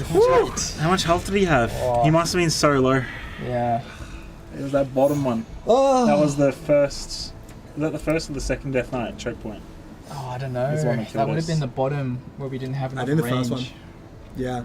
Well, what a game, and that's Age of Darkness for you, baby. Like we said, sometimes you don't make it. So if you want to go to this screen here, decent score. And that's it. That's the stream. Thank you so much for playing. We can keep on this screen for a bit. Yes, 1.0 is out. Very, very exciting. Thank you, Mojave. Such a fun game. So exciting to finally be here. The biggest thing that we have talked about is the co-op, which is what we did today. So if you have the game or want to play with a friend, you absolutely can get into that. Check it out. It's on Steam. There's a 65% discount as well. So that's a huge discount. It's the biggest that we've ever had. So now's the perfect time to get yourself a copy or get your friend a copy and dive into the co-op. Join the Discord. There's a lot of stuff going on there. A lot of help, a lot of assistance you can get, mostly from all types of. But as far as getting game tips on how to engage in the game the best way and how to watch beginner guides and things like that. There's a lot of sort of hey, here's the tips and tricks. But we're all in there. We'll answer your questions. But also hang out. Fun stuff is going on. But do you guys have any thoughts? Mario, it's been quite a journey for you. 4 years. Do you have any sort of... This is, it's insane. Game dev is obviously something that we all do as a career, but, most of the time we get into game dev as, passion as gamers. It's where it starts. And, for me and a bunch of the other devs, this has really been the majority of our game dev career, working on this game. So seeing it go from this crazy idea being a studio that worked in mobile specifically at the time and then moving to PC, it's just this insane idea, let's try to make a PC game, to now seeing it launched, with all of our different releases is just insane. It's unimaginable. The fact that we're here is just, surreal. It's amazing. So can't thank people enough for joining us on that journey and supporting us and keeping up, and the team, of course. Through the highs and lows. Yeah. Absolutely. You have any final words, Yuuta? Or I'm just thankful, Yeah, me too.